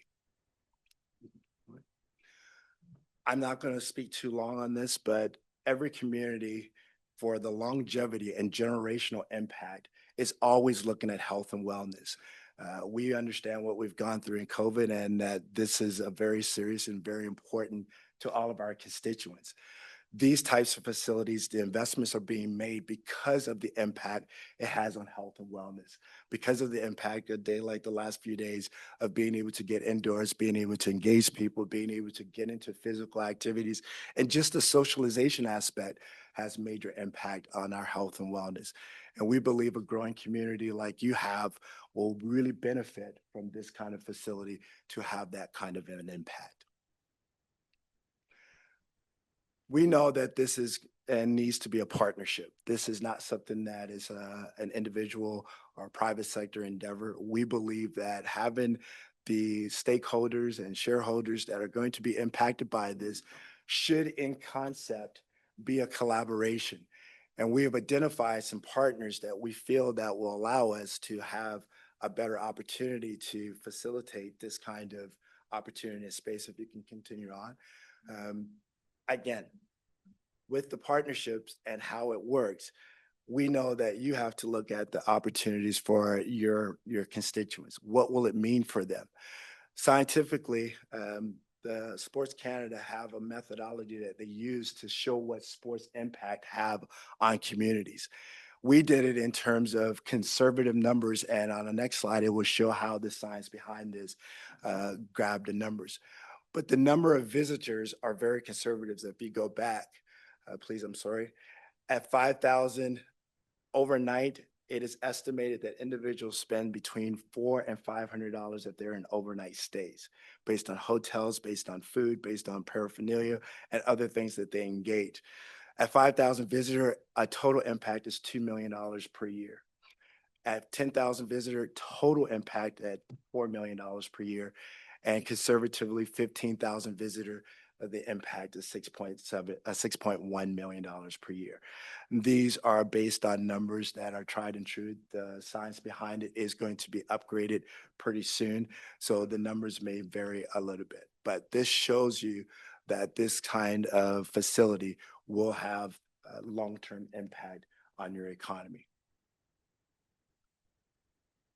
And lastly, as we spoke earlier, we believe that there are a number of people, a number of organizations that we will be able to engage to get long-term opportunities so that you know that this is a long-term viable opportunity for us to engage in. These people, a lot of them have already been spoken to. They've expressed interest in this kind of facility because it does not exist. And based on some of the intel and some of the conversation that are being had, it's not going to be too long before someone, either in the private or public sector, engage in this kind of build. I will stop there and ask if there are any questions before we continue on. I have a question. Yes. What's the cost of the facility going to be if you go all out? the cost of the facility gonna be? If you went 100,000 square feet with all the fields, I assume it'd be a multi-year project to complete. Yes. Do you have an estimate of the cost Right now. and time of completion? Yeah, we don't want to say there's a complete estimation because there is an opportunity for us to say we'll go here or we'll go here based on what the county and the constituency would approve. But these kinds of facilities usually are going to start at minimum, you're looking at minimum $15 million to just start these kinds of projects. You're looking at that kind of a minimum. Okay. And I know you wanted to build it with grant money, but are these tournaments going to cover the annual cost of operating, or where does the operating money come from? Yes, and that's the reason for having those partnerships to engage in those kinds of contracts and agreements that they're going to use the facility for X number of period of time, which will allow you to have those consistent revenues that will cover the cost of operation.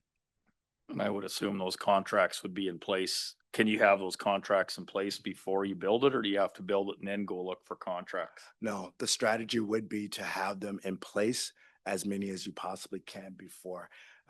Building and wishing that they will come may not be a very viable strategy. Yeah. Yeah. Yeah. So would I assume you guys will be going after some federal grant money on this project with all the indigenous stakeholders? So that'd be a big part of the funding coming from them, I assume. Right? Okay.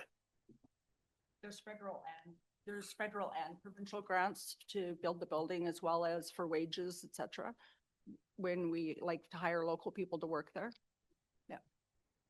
The facility looks good. I think it's got a lot of potential. Yeah, it's important we engage local community too, because we don't want to build the facility that isn't going to be useful to your community or the Métis Nation or the Dakota Sioux. We want to make sure your people have the access and it's something they need, whether it's gymnasiums, again, the field that's flexible like soccer, football, lacrosse, et cetera.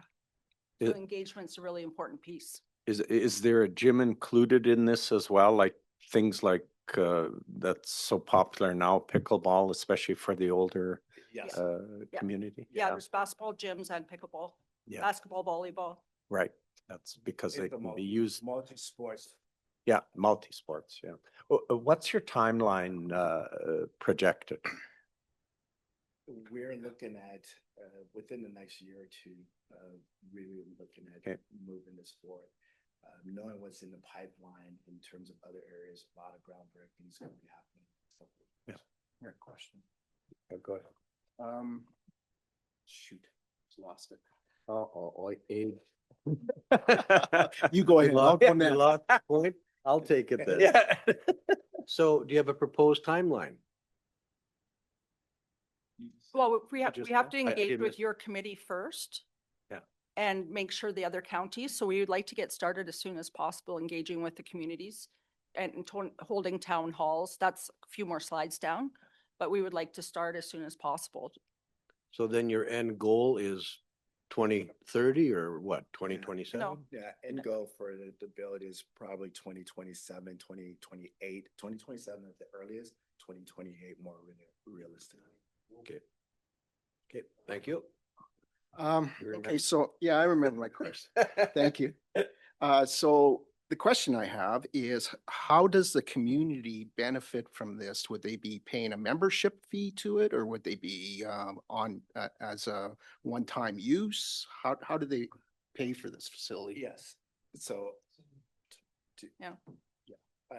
Again, there are multiple strategies you can use with this, and that's why the engagement with the community is going to be very important, where there are memberships attached to it, there are drop-in fees, and there are also a lot of times. If it fits into, for example, a senior plan that the facility has to make available to the senior community certain time for free. We truly believe that that's an opportunity to be able to do those kinds of things, because that's showing the value that it has to the community. And also providing programming for youth, right? If we want to keep our youth active and busy, we have to do like a county program, whether it be like introduction to motor skills, volleyball, basketball. And this facility would be owned by your organization? Or who would own the facility when it's all built? It's an NFP, yeah. Yep. It's there, yeah. Yeah, well, continue. It's an exciting project. I love this. So, again, just to summarize, one of the things I think that was brought up properly, when you look at legacy piece and opportunity for it, the impact is not just in the sports and having people come to the facility. This also is a job creation opportunity. It's also an opportunity to show that there are residual businesses that are impacted and that are attracted to communities that have these kinds of facilities. This, in terms of with the value and opportunity that this council has expressed publicly about growth in the community over the long term, generationally, this we truly believe have an opportunity to do that. Young families are looking for communities that will have activities for their kids. Older people are looking for opportunities to be able to provide health and wellness facilities for them throughout the seasons. And for us, the main thing is that we know that this will be self-sustaining. We know that this is something that we feel very strongly with the work being done in front of it will not be something that will be laborious to your tax dollars. Thank you. Yeah. So keep going. Yeah. So again, the economic growth aspect of it, the community wellness, the opportunity to establish you as a recreational and sports region. Again, not just local, but nationally. We know, and we would invite you to validate our claim that this kind of space is not in existence in Western Canada.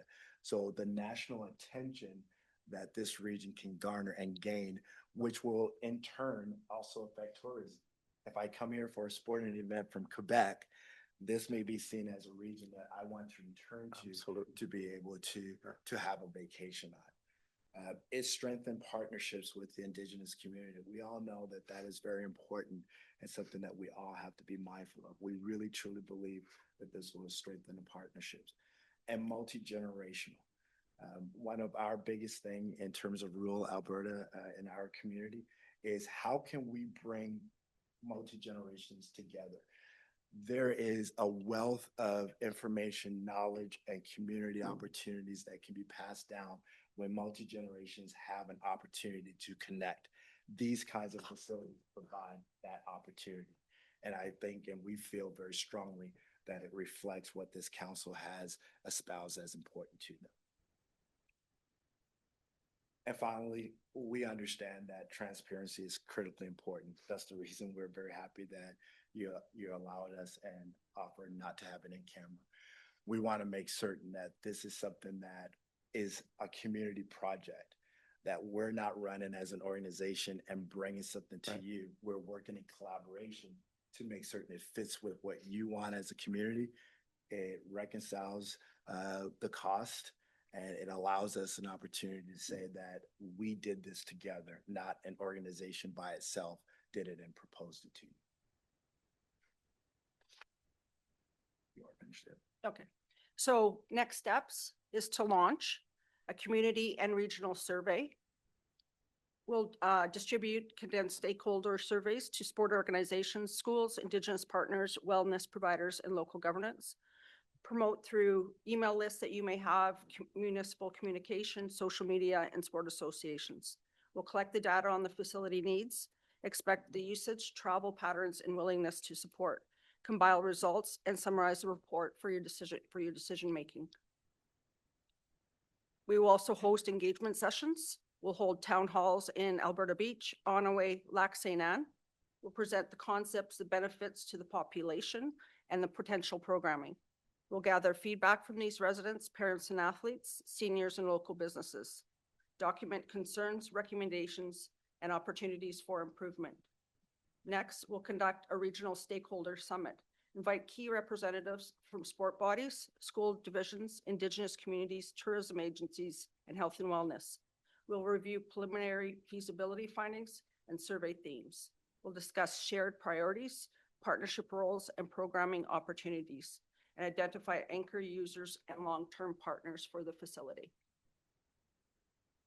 Then we will establish a working committee consisting of municipal leaders, sport organizations, TG4, community members, and industrial specialists. Will provide structure, insight for planning, budgeting, communication, and partnership engagement. Will align the facility objectives and phase development and operational strategy. Then finally, we'll refine the facility concept and phasing plan. Key features were the All right, let's call the meeting back to order. And we're on 8 corporate services, assessment and taxation. So A1. So Rob, you're presenting? Yes, thank you. So I'll introduce myself again. I'm Robert Smythe. I am the Manager of Assessment and Taxation. And we have 2 items here for you today. The first one is in 2 parts. The first part is a policy targeting residential properties in hamlets concerning new development or renovations. And we have provided a draft of a potential policy that could be put in place to encourage the construction in hamlets for residential purposes. Has everyone had a chance to read through the proposed policy? I believe so, yeah. Okay. So in the policy, I just picked generic numbers.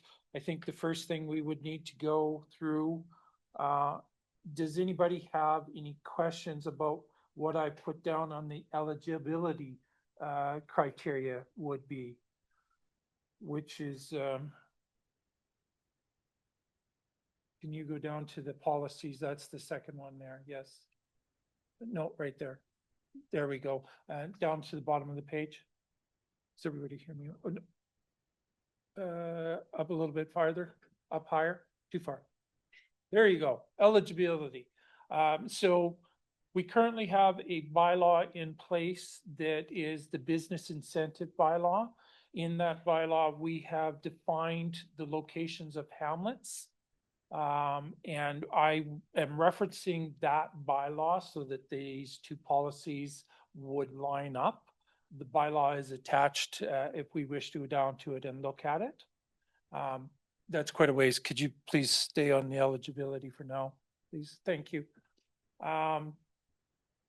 So now we also saying that it has to be a newly constructed residential dwelling or substantially renovated residential structure completed in or after the 2024 year.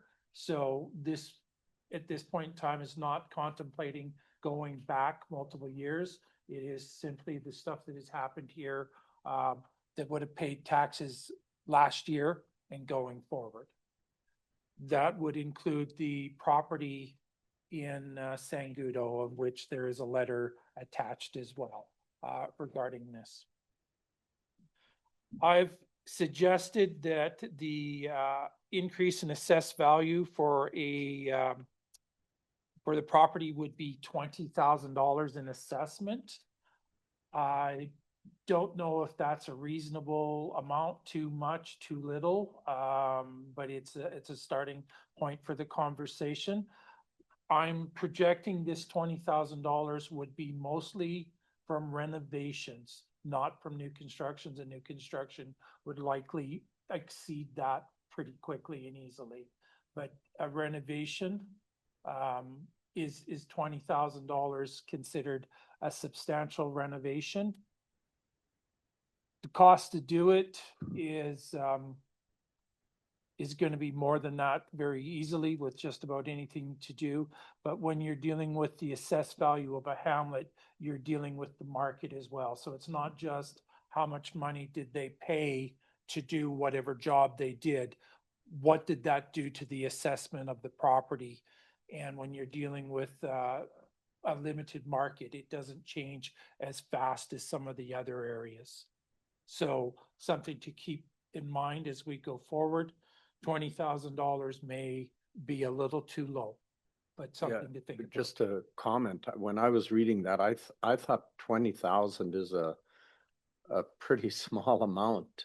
And is it worth all the effort for that small of an amount? I was So- thinking that it should be probably something in the $100,000 range. So the only reason I didn't go that high is because, again, I'm not looking at how much money they spent on the renovation. I'm looking at how much money or what the assessed value changed because of because of it, and that can be. Yeah, I different. understand that, Yeah. but still, a $20,000 change in assessed value doesn't make a whole lot of difference in taxes. That's correct. If we could Very- go down to, I don't have a page, please scroll down to the chart. But Keep like a going down. $20,000 kitchen rental, does that include? So $20,000 kitchen rental, if it increased the value, the assessed value, then it would. But if you look here at the numbers, a $50,000 renovation works out to a refund of $130 based on last year's taxes. Okay, so that's exactly to your point. Yeah. $20,000 may be way too little. Maybe we want up at 100,000 or something of that nature. Dale. So what I see here, currently, when you improve a property, you not only incur the amount of the improvement, but you get penalized right away by greater taxes. That's correct. And if you talk to most people, they would tell you that why, when I improve my property, do I have to pay right away and pay more? So to me, this looks like kind of a forward way to approach a situation where if I improve today, I do get a benefit for a few years, which makes the ratepayer feel good for improving. Now, the $20,000, that's a minimum. Now, how many, that's probably every lot is valued at more than 20,000 in the hamlets. So if I'm thinking of Sangudo, we have properties there in Sangudo that are probably assessed for less than $20,000. Land last year, going by memory, I could pull it up but for memory, land was selling for about $7,500 for a typical lot. Okay. And then in Sangudo, we do have a bunch of older mobile homes, and they're not greatly valued. So $20,000 would almost double the value of that property Right. type of deal.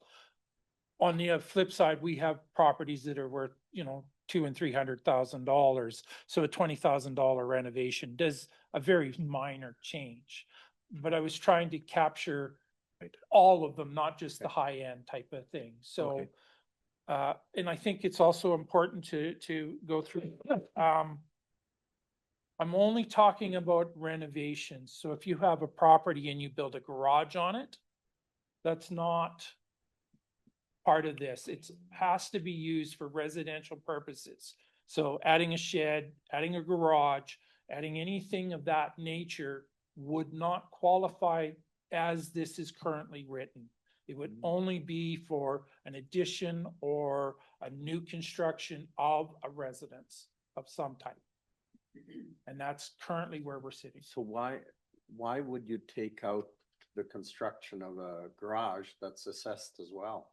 So this is a continuation from the previous council, and that was kind of the direction that I was given. And that's what it's based on. We can absolutely expand this to say, if it's on a residential zoned lot and it's any type of development, it would be an easy change to make, and it would make it easier to go. Yeah, just to further what Rob is saying, the previous council, the idea came to them from a developer in Sangudo who constructed a new facility or a new residence. And they came in and said, you're talking about trying to build the community and there's no incentives at all.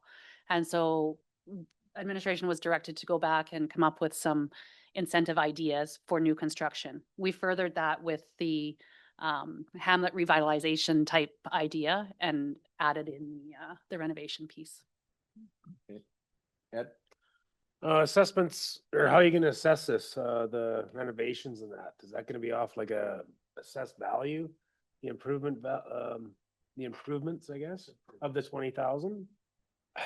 I believe that the best way to handle this would be, it would be based on whatever it's assessed at that year. So if you're, did a renovation and it went from 100,000 to 120,000, Then you're eligible. your 50% is on that 120,000 on the residential person.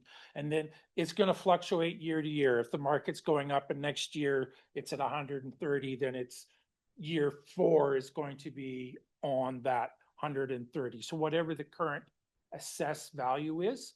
And part of that reason is as we look up here, you know, like a 20,000 or $50,000, it's a very minor amount and it's not worth a whole lot of money going forward. But if you base it on the assessed value of the property, not including the land, and then use that as the number, instead of me trying to figure out, okay, this year it would have been this much dollars and next year minus market, it quickly becomes a little overwhelming. So I thought if it's just the assessed value of the improvements, not the land, and whatever that is times the year that they're currently in. And that would make more sense than like the resident submitting receipts and showing us that they put. Well, 20,000 in. Maybe we're that asking- assessed value. We're asking to see that sort of thing, more as proof that it actually happened this year and or last year and didn't happen 10 years ago. And now suddenly, hey, I renovated my property and I'd like this new thing as Yeah, well. for So there is a requirement right now written into this policy that they provide proof of completion, proof of what they did with submitted costs. We're not going to use that as the basis of the 20,000, yeah. or of the 20. It's going to be whatever the assessment is. So we've also said here that they have to be free of any outstanding balances and they have to be in compliance with any county bylaws and provincial regulations. As I've said, I picked these percentage numbers for the incentives. I just picked them out of my hat. They have, you know, it made sense, 5 years, 50, 40, 30, 20, 10. Those numbers could easily change. For the business incentive bylaw that we use, the numbers are, for example, here,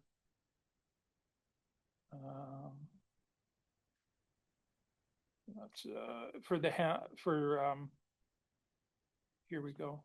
For the hamlets for business, the first year incentive is 77%, second year is 74, then 71, 69, and 66, and then it goes to 0. So it's, or I shouldn't say it goes to 0, but so what I'm saying is there's different incentive structures built into some of these other bylaws.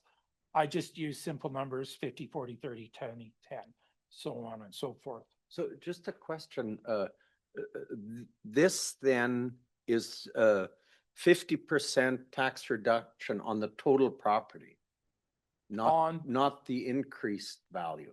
Not the increase, it's Okay. what is, if you provide the information that's required and we say, yes, you qualify for this, it's, the reduction is applied to the assessed value of the improvements, not the land, just the improvements.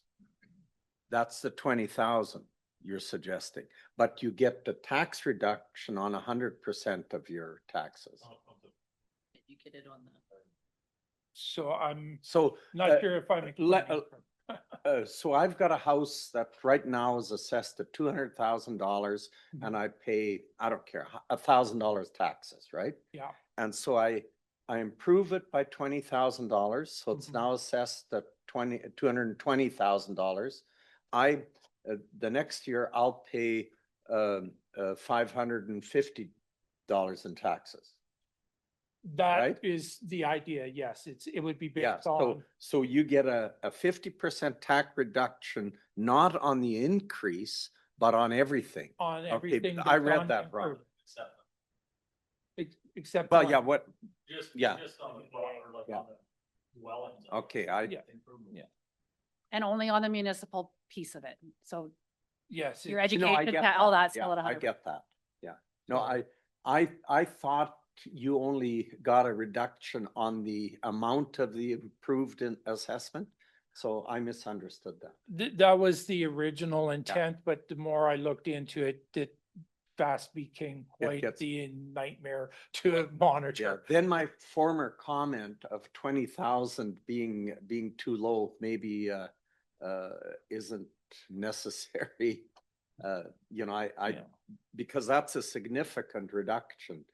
For in some of those taxes. properties, It's it a certainly would be. significant reduction. But then, to your earlier point, when you start doing a renovation, they're not cheap. So, Tell me you know, about it. if council's direction is to provide some relief Yeah. for those people that are trying to improve the situation, absolutely, it falls in line, at that point in time. So can we go back up, to the application process? I think that's 2 pages up, please. There. So this is what we're suggesting for the application process. The owner must submit a written application. It's not automatic. They have to submit it. They're going to have to provide proof of completion of some type so it would only come into play when it's done, the work is done. We're asking for documentation of, of construction or renovations costs. And the assessment record showing what the increase which would of course come from me. I would be the one to show that. Applications must be submitted by February 28th of the year following the assessment year in which the development or renovation was completed. So for that property in Sangudo last year would have been February 28, 2025 would have been the deadline. But because this is new, it does say we would go back to the 24 assessment year. That particular property in Sangudo would still qualify. And then the manager will review the applications for compliance with policy, and then any decision made can be appealed to council, would be the application process. So in this, the designated hamlets, are they all our hamlets in the county? Yes. So Green Court, Rochford Bridge, Sangudo, Cherry Hill, I've included the Valley. the business incentive bylaw. Could you please go? Oh, sorry, don't have it here. Just a moment. I have it's here in this, if you scroll down, it's the second, no, it's about 10 pages left. Here it is here. Keep going. I can read it out. So the hamlets are Chair Hill, Darwell, Glen Nevis, Green Court, Gun, Rich Valley, Rochford Bridge, and Sangudo. If you keep going down, we've also included in this bylaw maps of those areas. So there's, yeah, it's a couple of pages in, you gotta go down quite a ways. I think we need to think about this a little longer. Keep going. If you can go Oh, there, to yeah. the next page, please. All right, so again, this is an example. Anything in the blue area is considered to be part of the hamlet of Sheer Hill. So there's clearly defined lines of what is considered to be part of the hamlet. One of these maps is available for every one of our hamlets. Okay.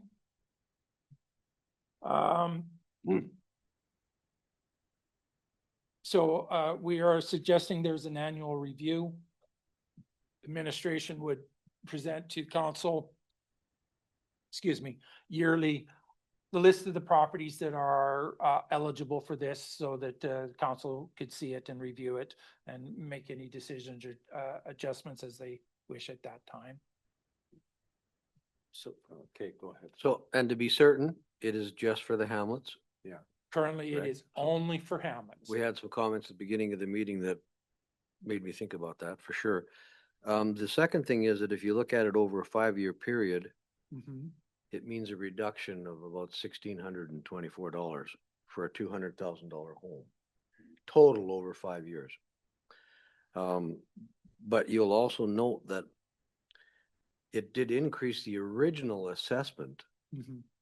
over what it would be on day one, Yeah. right? So Yeah. the actual cash change might not even be 1,600, it'd be less. That's correct. But I think it's a valuable incentive, especially for those hamlets that are listed.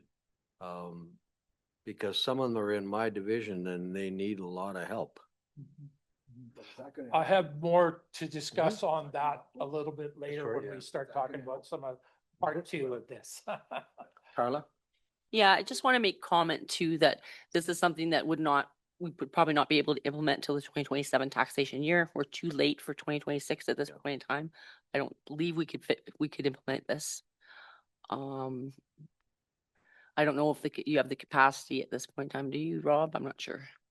At this point in time, there's potentially only one property that One may property. qualify.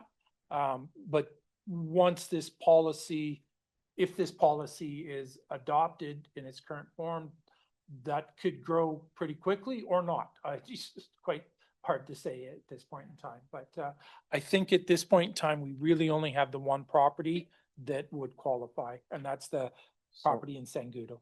So if I can maybe make a suggestion, I think it merits discussion and looking at it. I do believe there's some complexity to it that will make a lot of work in the office. And I think personally, we should maybe just defer this. And even if it means that one property isn't eligible this year, I think we should, as we go through a bunch of our policies and bylaws, that this would be one of the ones we take a look at, take a real, not a rushed approach and make a decision. And so if council agrees with that, I would say we defer this discussion to a later date.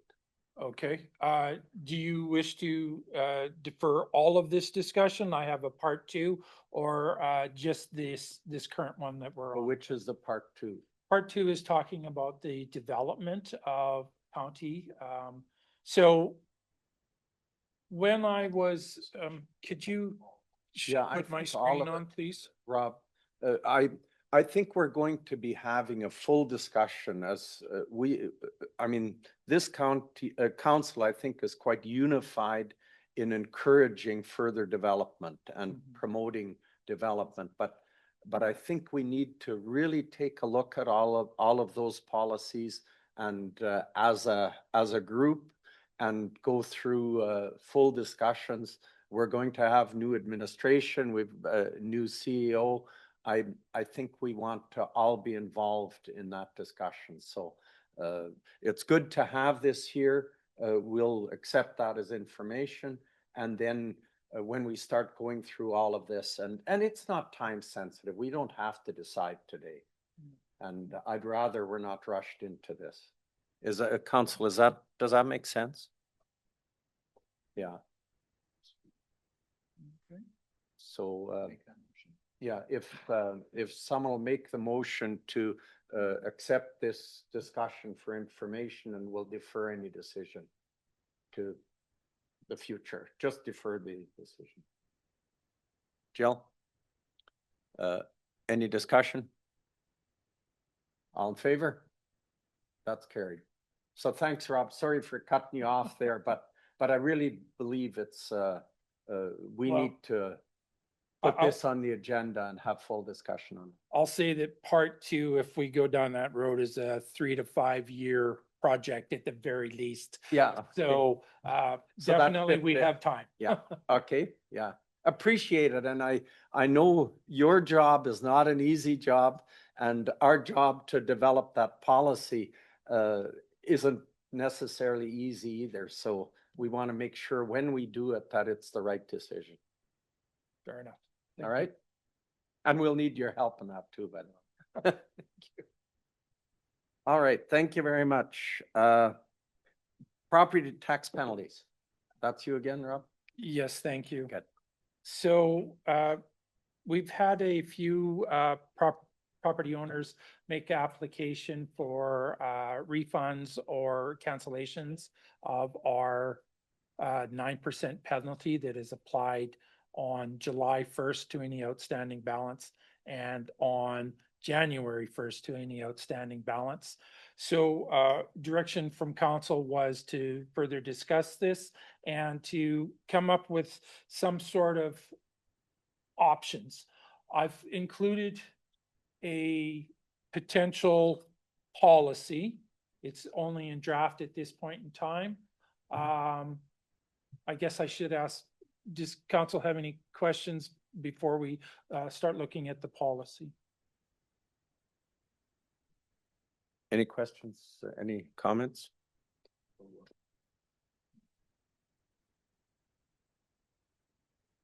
Okay, continue. Could we please scroll down to the policy? Keep going. One more. Yeah, there you go. So this is a draft of a policy that we've put together, trying to provide guidelines and an outline for folks who may be applying, so they have some idea of what eligibility they would have. Of course, this policy does not supersede council's ability to make a decision.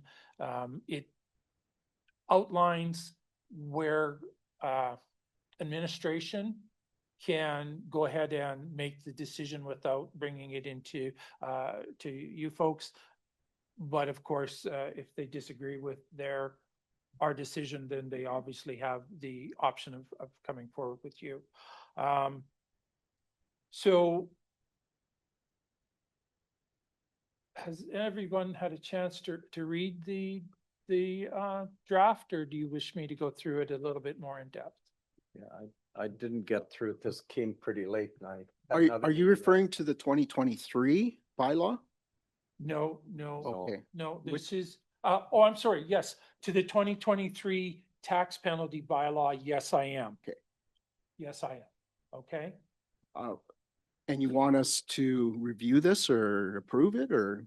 So this is brought forward to help, right now we have two people who are waiting for a decision because they were deferred, and we are trying to move that process forward.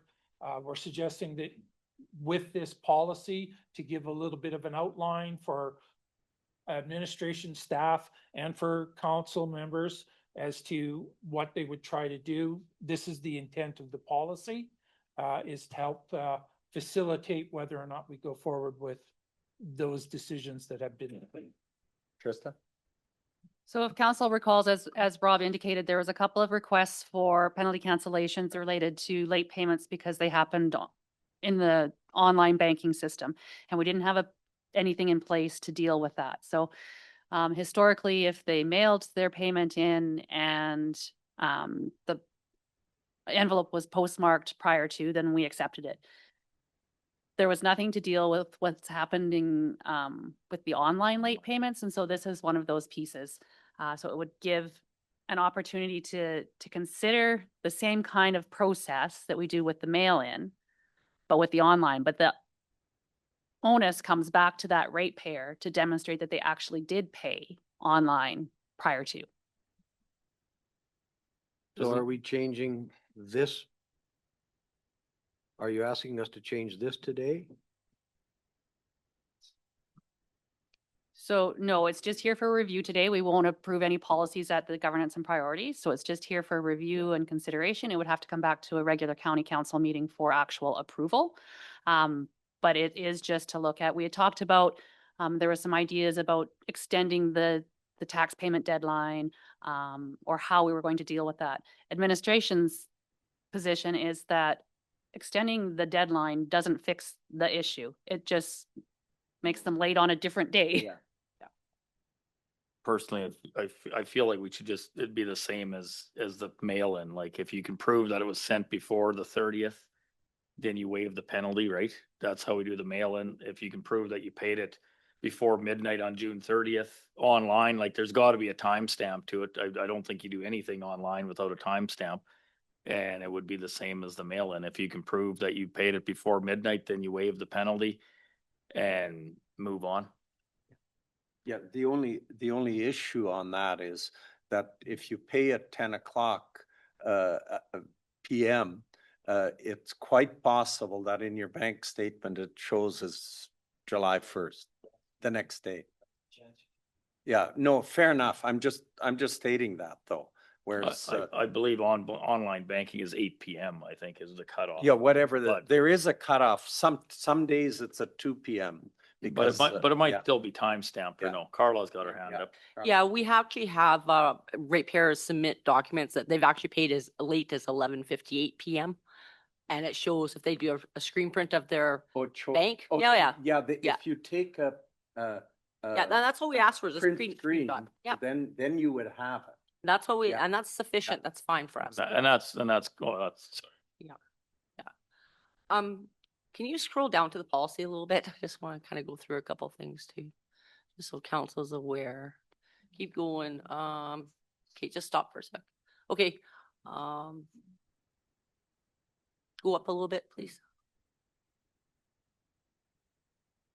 Okay, so we're just kind of saying in there what's about the postmark and, you know, just in the property owner evidence and administrative error, just in case something did go through the system. Let's say we accepted payment and we accidentally didn't cancel the penalty. That's why the administrative error is in there. And they proved that they actually did pay by June 30th or December 31st. Yeah. We're saying in here that we honor the postmark stamp and documentation from the financial institution from the property owner. So if they can prove to us that they paid June 30th or December 31st, it's sufficient. We've also added a clause in here to say that when we are closed, and we've always done this, so if the due date falls, let's say June 30th falls on a weekend or a non-business day, we always allow for a day's grace. So the next working day we are open, we allow people to pay the property taxes without penalty. So we've added this to the policy as well too. And that seems fair to me. Well, it wasn't a long weekend. The So- first, I think, if I remember right, was on Wednesday or something. yeah, like so that. June 30th was a weekday. Actually, it's a weekend. They would have, Weekday. yeah, so I don't. If you just want to go up a little or down a little bit more, please. We actually, and like, this is just for council consideration, obviously, but we had also seen, and we kind of looked around at some different policies throughout other municipalities. And they did have a clause in here about the death of an immediate family member. And so we did have this clause. It's something we really haven't done before, but it's just for consideration for council. We can definitely remove it. But we had, if anyone passed away 21 days prior to payment deadline, proof required that we would cancel penalty. But that's definitely, we can remove that. It doesn't have to stay. It was just an option to be provided. So.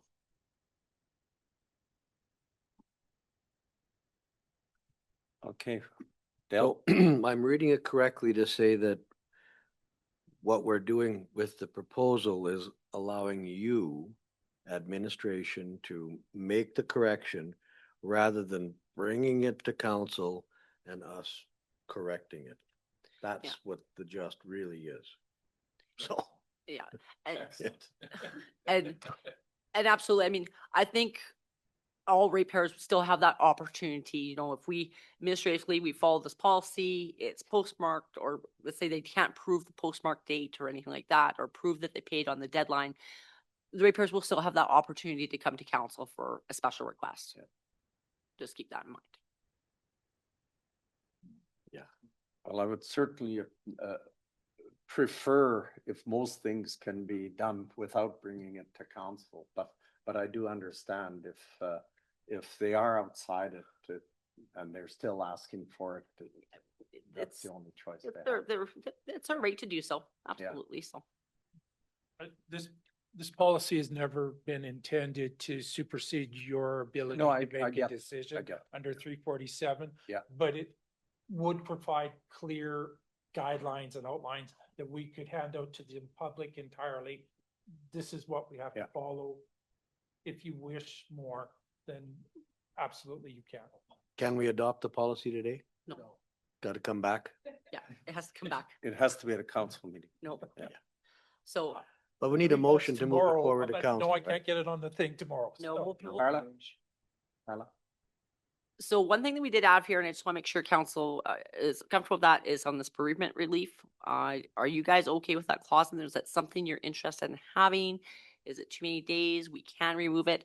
We just kind of look for direction so that if you don't want it on there, we can remove it for the policy. When we bring the policy on, probably we'll bring it on January 23rd's meeting. So Which portion on is this that? one, the very top one here, the Requirement. bereavement relief. Process. It's just, we've seen other municipalities allowing this, so that if the immediate family member has passed away, and we have defined immediate family Okay. member to be spouse and, Parent, spouse, or child. okay, Uh, we would allow them a little bit of a grace period there. But I mean, again, that's completely up to council. We can remove that clause entirely and just make it as a, if they want to request council by special request, they could bring it to council. I think we can remove that and just have the nuts and bolts of the other. And Okay. this would allow staff to do it. Yes. Yeah, I'd be in favor of that. I would just leave that I'm- in there. I mean, how many Leave it in? people are gonna bring you a death certificate to get out of paying a penalty? Yeah. Like- We just thought it was a very nice option for ratepayers. We It's don't good. know I that's think like, that's so. all right. Sorry, now that I'm reading it, I see that I missed one portion of that. We've said that we would give them relief, but we haven't specified a timeline. So if they come back a month later, are they still gonna get relief at that? What's council's feeling on that? There needs to be, it's not an open-ended type of deal, right? So, that's my fault. I didn't put in a timeline, so it's not open-ended. Currently. it How is. about if you give them an extra, like till the end of July to pay it, right? Put That that in month. there, so. Or yeah. even end of August. I don't know. End of July is good. I'm fine with anything. It Yeah. doesn't matter. So we'll have to amend that part and I will include 1 month grace period. Yeah.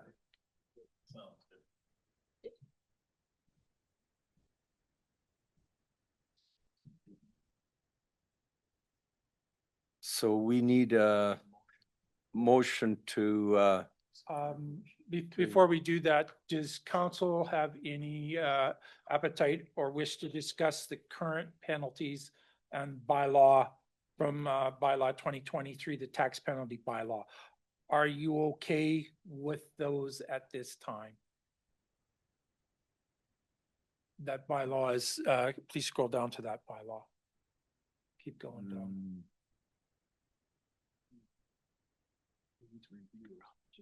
no, I think that's fine. You're okay Yeah, with it? I as would it's say. turned down? Yeah, yeah.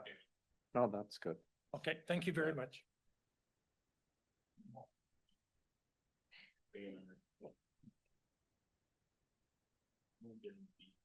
All right, so what motion do we need just for information and we bring it forward tomorrow?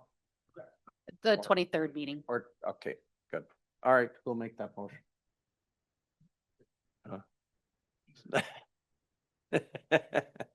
Barry. Any discussion? All in favor? Carry. All right, thank you very much. Okay, budget meeting dates. Oh, fun. Carla, I'm guessing.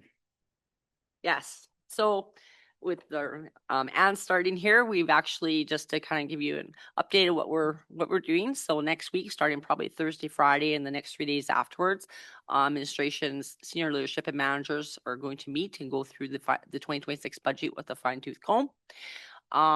We then would like to meet with council, probably starting the first week in February, and we'd like to schedule 4 budget dates with you guys. And I'm not saying we're gonna use them all, but we like to schedule 4 days because it's gonna be pretty, I know you guys are gonna want to go through everything and ask a lot of questions. So we want to make sure that we're prepared to do that for you. So Okay, do you want to set the dates right now then? I I'd take like it. to. Yeah.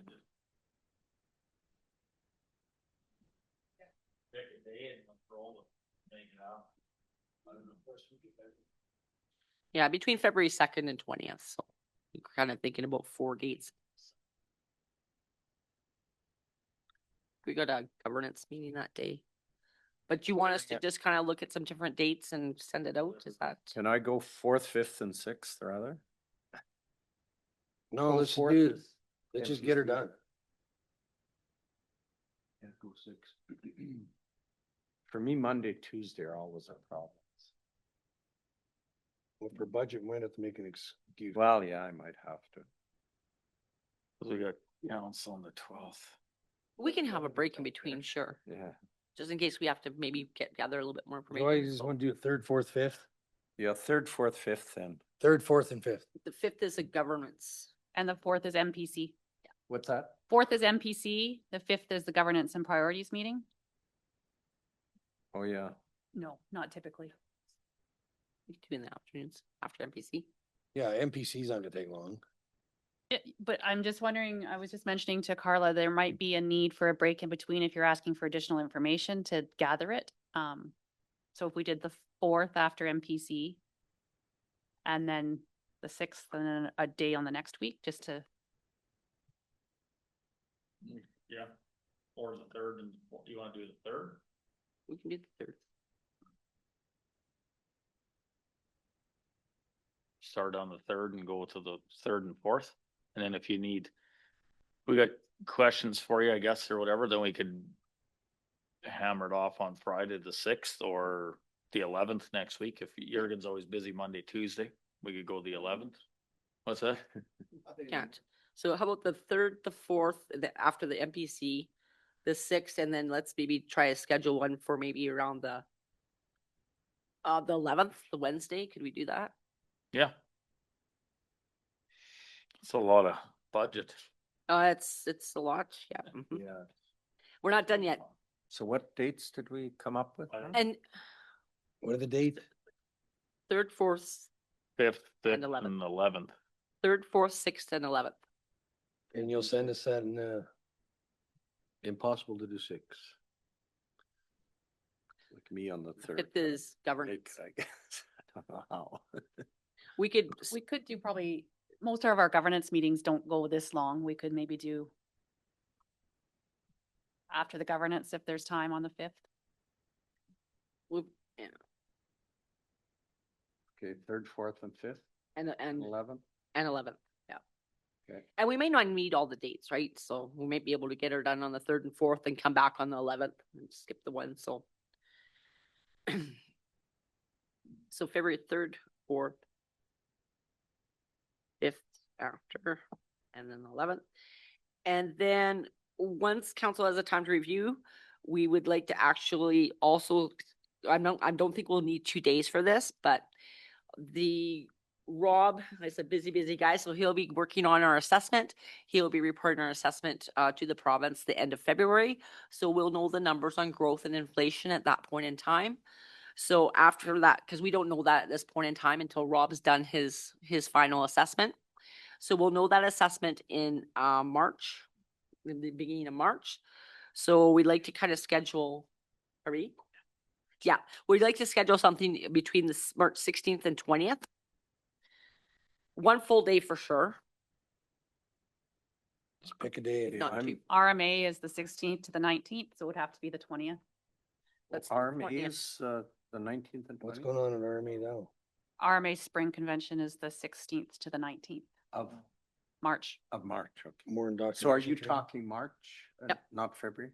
Okay. Dr. March, no. Cindy, you writing all this down?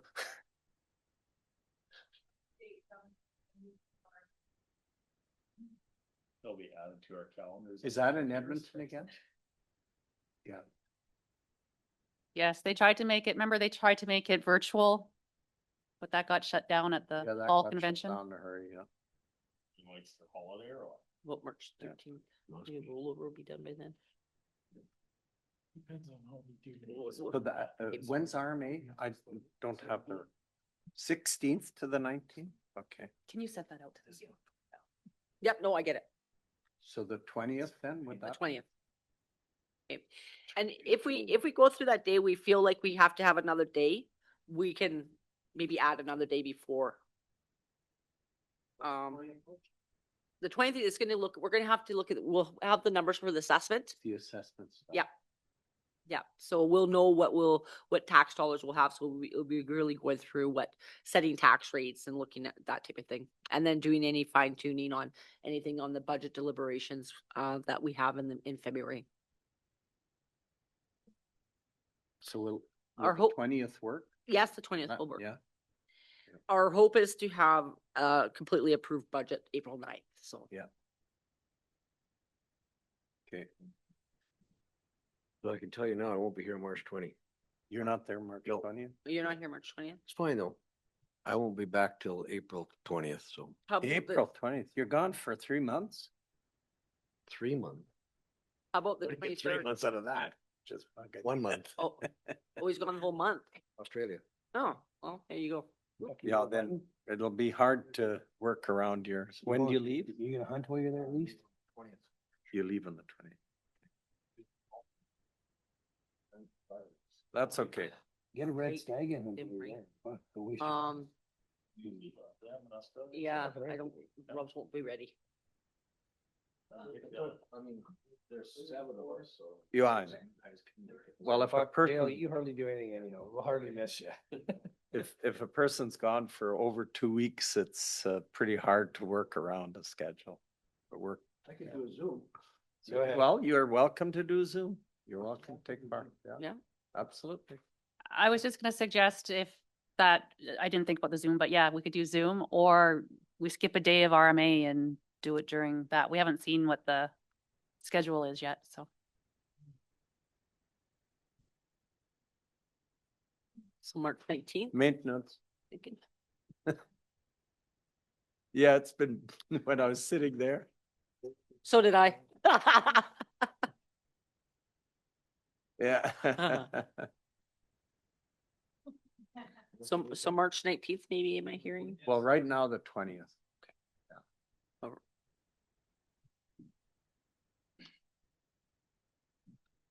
Okay, good.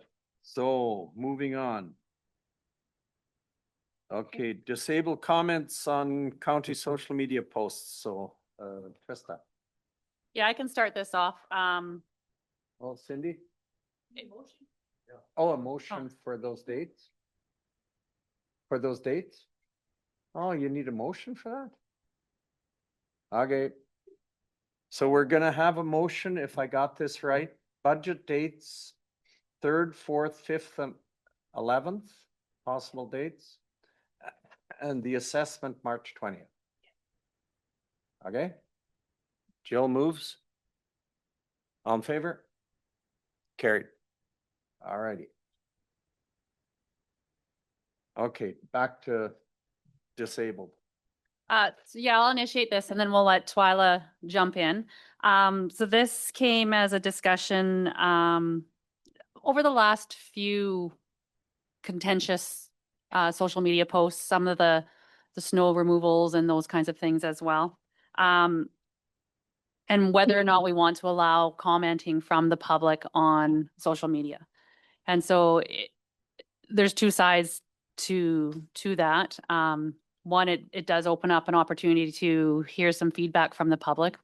Sometimes that's positive and sometimes it's not. And so whether or not we want to continue with that. We did discuss this, and Twyla can touch more on this because she had the conversation with the previous council. And it was at that time, instead of disabling all comments, it was to put on a heavy filtering system to weed out comments based on verbiage and language and that kind of thing. So we thought we would bring it back here and have a conversation with current council to see what their position is on it. So Twyla has, the current policy is included in the package, but Twyla has been working on some stuff in the backside and she can speak to that. Good afternoon, Reeve and Council. Yes, so at this point, we're just looking for direction from council, how you would like to proceed. I guess I'll start by asking if you have any questions with the presentation as you see here. Any comment? What's that? Your mic is. Yeah, any comment? Yeah.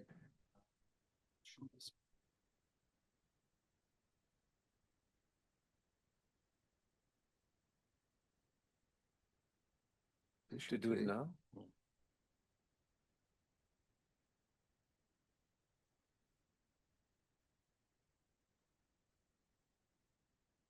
No, I think we can have that discussion. Yeah, I got the mic on now. We were trying to talk quietly. So,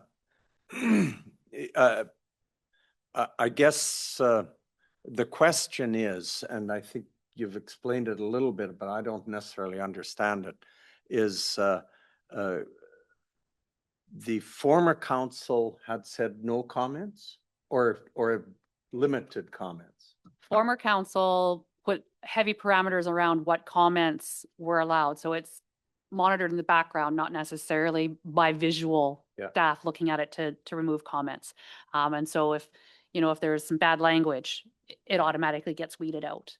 Twyla can explain, there's also something on Facebook that does something similar. And so when you look at comments and it says that there's 65 comments, but there's only actually Yeah. 4 or 5 that you can see, it's because they got through the weed out system somehow. So, just in our experience, what went on last week is, probably we're better off without having any comments, because the worst thing is it shows 65 comments and 4 are shown. Because then, well, I couldn't read the 65. I wanted to see them. I never was able to read them. And in fact, mine didn't even show that there were 65 comments. It never did. But I think probably county pages, social media pages, should not allow comments.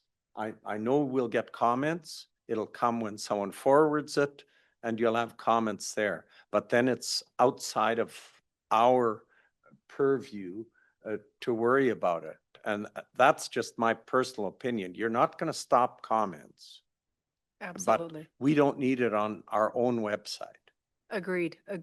So I don't know if council agrees with that, but because we're not going to stop when I forward it, let's say, and then people comment on that, our parameters don't have anything to say anyways. That is the nature of the platform, absolutely. So any person in the public that has a membership in Facebook can take that posting, they can share it, Yep. they can comment it. Yeah.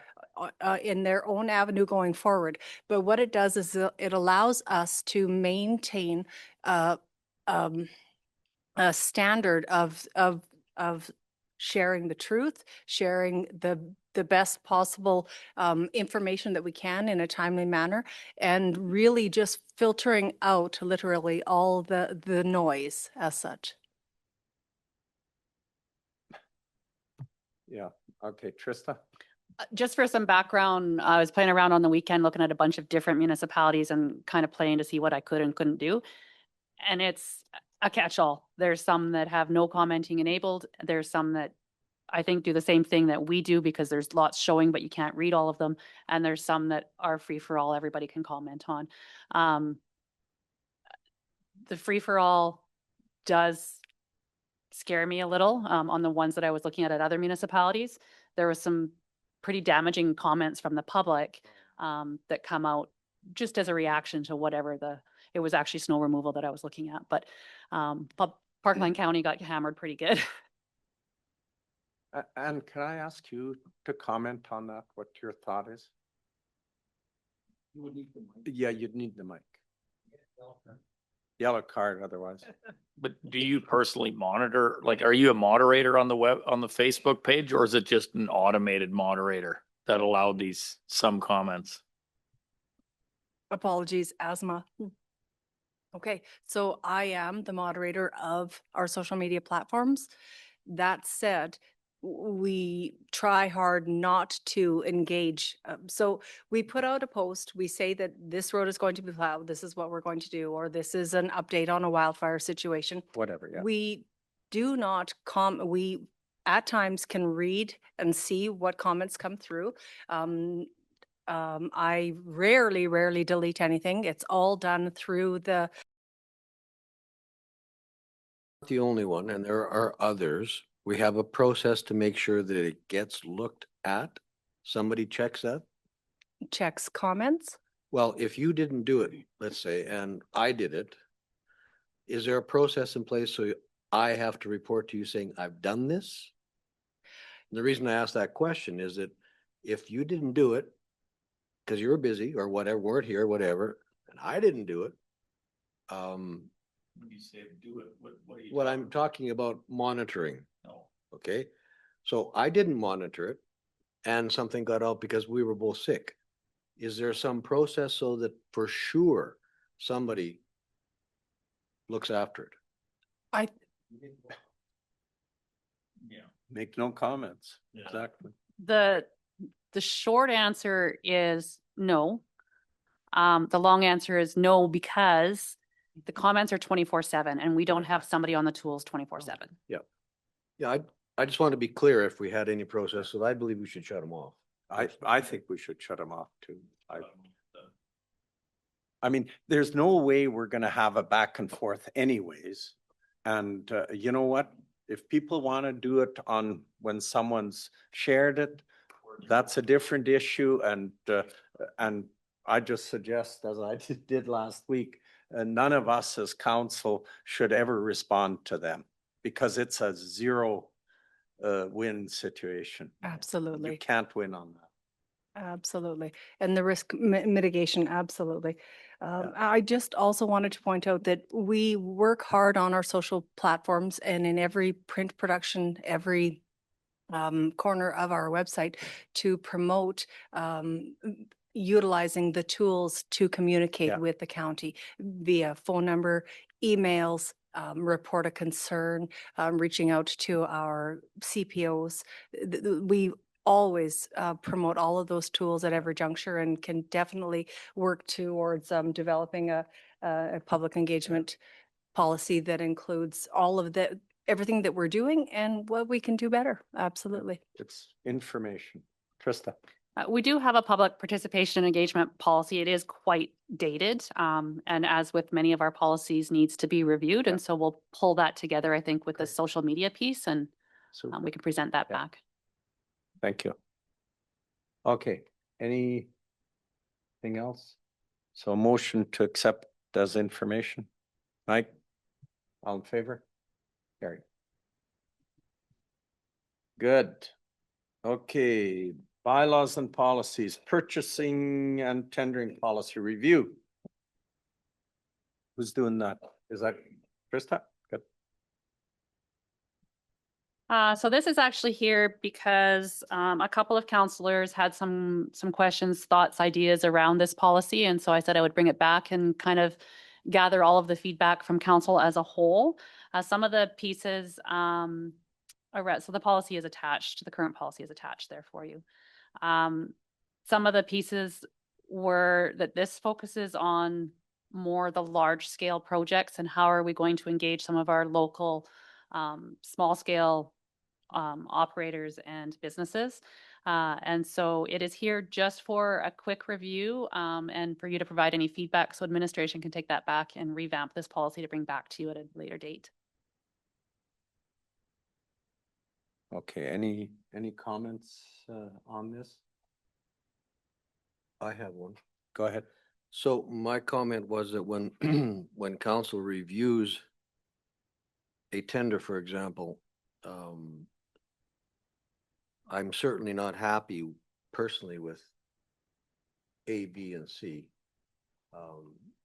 I believe we're capable enough to understand that when we look at a tender that it's private, but I would like to know who is tendering. So I brought that topic up. And there are certain circumstances where tendering may or may not have happened. And I would like to be, as a counselor, apprised of that particular issue and why. And or was the project put ahead too quick? Was there no thinking about it? I need, as a counselor, when I'm responsible for the money, I need to understand where it's going. So if there was not a tender put on a project that should have been put on, I need to know very good reasons why it wasn't tendered. And I need to know who got the tender to be assured that we're spending the money in the correct place for our ratepayers. One other Thank you. point. Mike? That, I think you and I talked about this, Trista, but it's somewhere now, of course I can't find it, but it says it may be advertised, like it should be, it must be, like it should always be in the same spot where you're looking. Like if you're a contractor looking for work, you should know that every county job gets advertised here, here and here, like not this may be advertised in Westlock because whatever reason.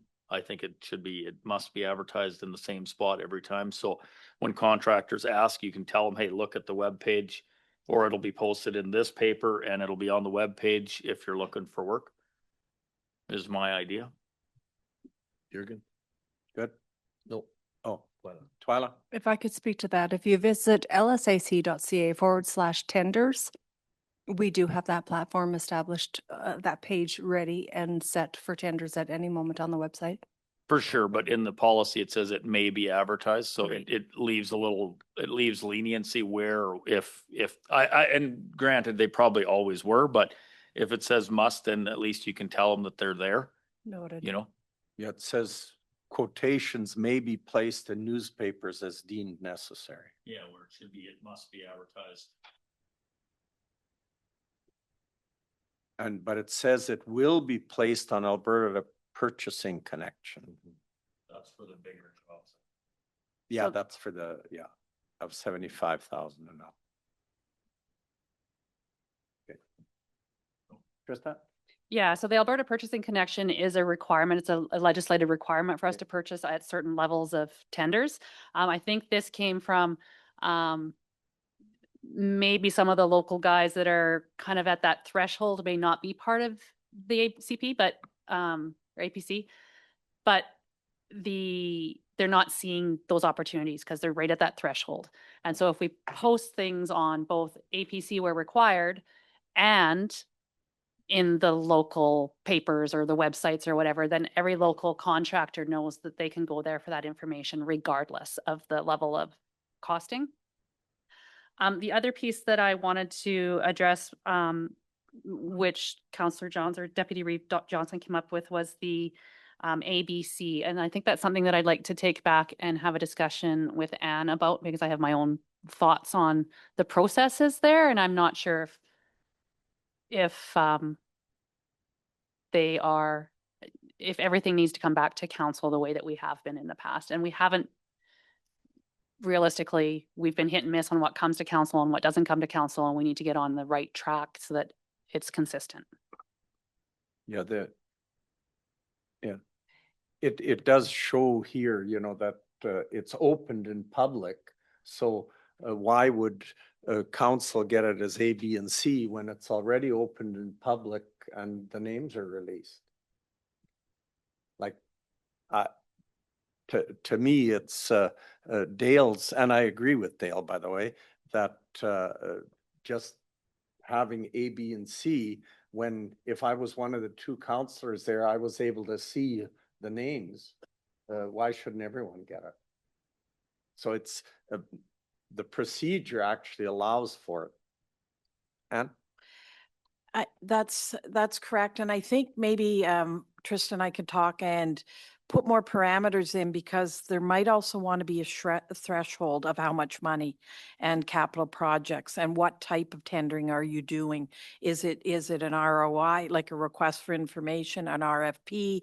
And then sometimes you're even bigger. And if you're doing a larger capital project, you want to do a 2-envelope system, so you aren't tainted by who the owner is and you're only looking at the cost first or the parameters. Do you know what I mean? So I think this might be lacking a couple of areas. areas. So I would like to have another look at it to make sure we're meeting it. But I do agree, if it's open to the public and the public sees it, why can't, if it's open? Yeah. And a lot of times when tenders are open, there's public openings and it's listed very clearly who bid and what they bid. So it would depend on what they're bidding for and what type of bidding. So I think it might need to be a bit more robust than it is currently. Thank you for that. Good. Okay, Trista? I do think, and maybe I'm speaking out of turn, but I do think that the reasons that we went to the ABC was that when it does come to the locals, and it was coming to council, it may be that this is my friend, and so I'm going to vote this way regardless of the costing or the service delivery, that kind of thing. And so the ABC kind of takes out that personal relationship through it, but I'm just speculating on that. I wasn't involved when we started doing that way, but. Well, I trust the council here that they will, can put that aside. And if you have the proper scoring Yeah. in your tender package, then Exactly. it's pretty clear. I think as our jobs, this is gonna come up a lot where we deal with people we know. And if we can't put that aside, we have problems. Or abstain.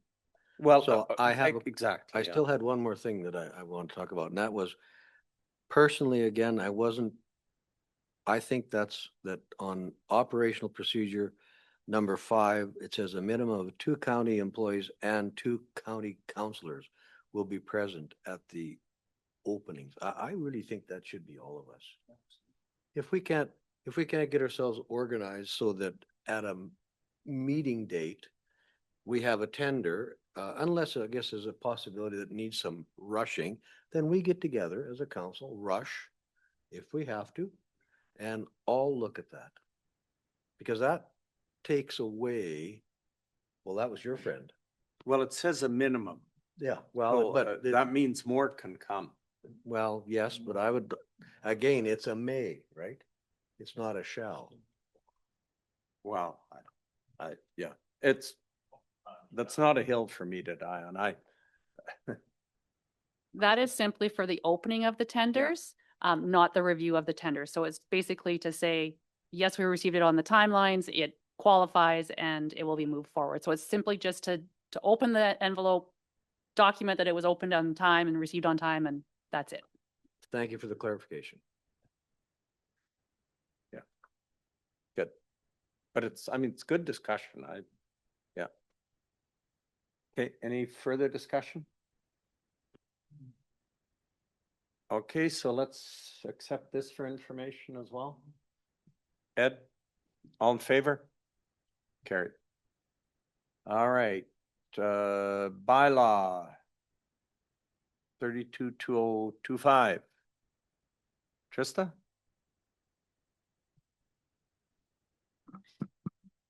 Again, this bylaw came up through the hiring of the CAO process, and it was discussed that it is quite dated. It's a 2015 bylaw.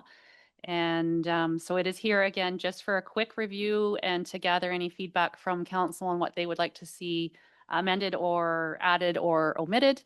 And then administration will take that back, redraft the bylaw, and bring it forward. Obviously, the new CAO will have a role in that. And so I'm not looking for any final decisions, just looking for your feedback. Again, that's for information. And I do believe this will be the main part that'll be that Appendix A for the contract, Dan, I think. Yeah. So that'll be one of the things we'll have to do fairly soon. Yes, and so until that time, this is the bylaw that is in effect. And so this is the one that we need to abide by. There's definitely some administrative clerical kind of pieces in here that needs to be cleaned up. And then we can review close by. But if there's anything that council wants added or removed, in the meantime, when you're doing a review, just let us know and then we can consider that in our revamp. Okay, good point. So if anyone has questions or improvements, send them on to Krista. All right. Motion to accept for information. Mike? All in favor? Carried. All righty. And committee reports. Just a second, let me open that up.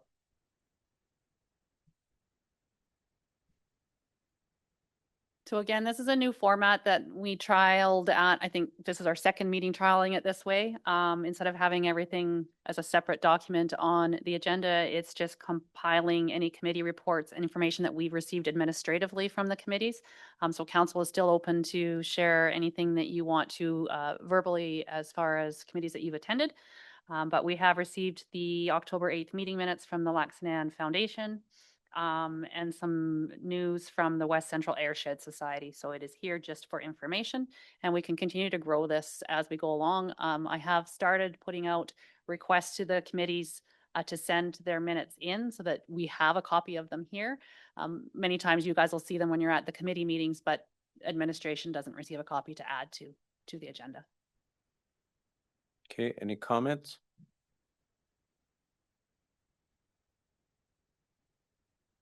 So in terms of reporting back to council, we've never had a policy where those attending actually do a short report rather than the minutes? There's never been a policy to my knowledge, and it's been hit and miss. As far as a verbal report, I haven't seen a written report on a committee other than if minutes are provided or something from the administrative piece of those committees. I haven't seen a written report from a counselor. I for think quite some time. go ahead. So like the East End Bus Commission, do you want me to, but you were there, so then do you want me to do up a report? Say yes. As Say the yes. committee representative, you should be doing up a report. Yeah. But that's where I'm saying, if we're getting the minutes and we're adding them, then that just gives counselors an opportunity to add anything verbally. It's really a council decision on how you want to report those, and we can develop policy around it. I think if we're looking at the transparency piece and those kinds of things, it's a good idea to have the information on the council agenda.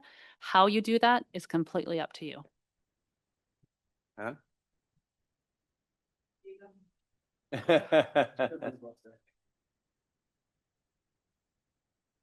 So just one thing that I've seen done in the past, and it's really helpful for the public and the public engagement. At the second meeting, which would be on January 23rd, each member of council can just kind of have a list, and we usually post it up there of all the activities they did. And if there's anything they want to highlight, because sometimes if it's in the council package, it's great, but sometimes the public doesn't get a chance to read it. So to hear from you verbally, the important things you're doing, and it kind of gives them an idea of all the committees you're sitting on and whatnot as well. I liked what you sent out there. I like that. Thank you. So would that follow through for the commissions as well? I would say yes. Yeah. Perfect. We can Yeah. do that. I really do believe that that's something that, and again, that's from my, no, I never went to the governance and priorities meetings, but council meetings, there was never seemed to be any reports back except the minutes there, which don't always tell the important things. And I just think it puts a little bit of an onus on us as council members as well to take some notes. And it doesn't have to be long, but a short report of the important things that happened at the committee you went to, or commission, or whatever it is. And even if you went to a function that you felt was worthwhile reporting on, I think it's worthwhile to do. It's good for us to hear what each other is doing, and it's even more important that the public understands what we're doing. And we want them to know. Trista? So as Councillor Dirksen said, that is homework for you guys to do, but what we could do is simplify that and potentially just have the committee reports at the first council meeting or the governance and priorities meeting, so you're not having to do it 3 meetings or 4 meetings a year or a month, sorry. Yeah, I think we'll figure that out as we go. But I think one meeting a month, we have a section there. And I liked, I don't know, you probably didn't see that, but Anne sent out what they were doing in Lethbridge, I believe it was. And each council member, each division had what they had done in the past month.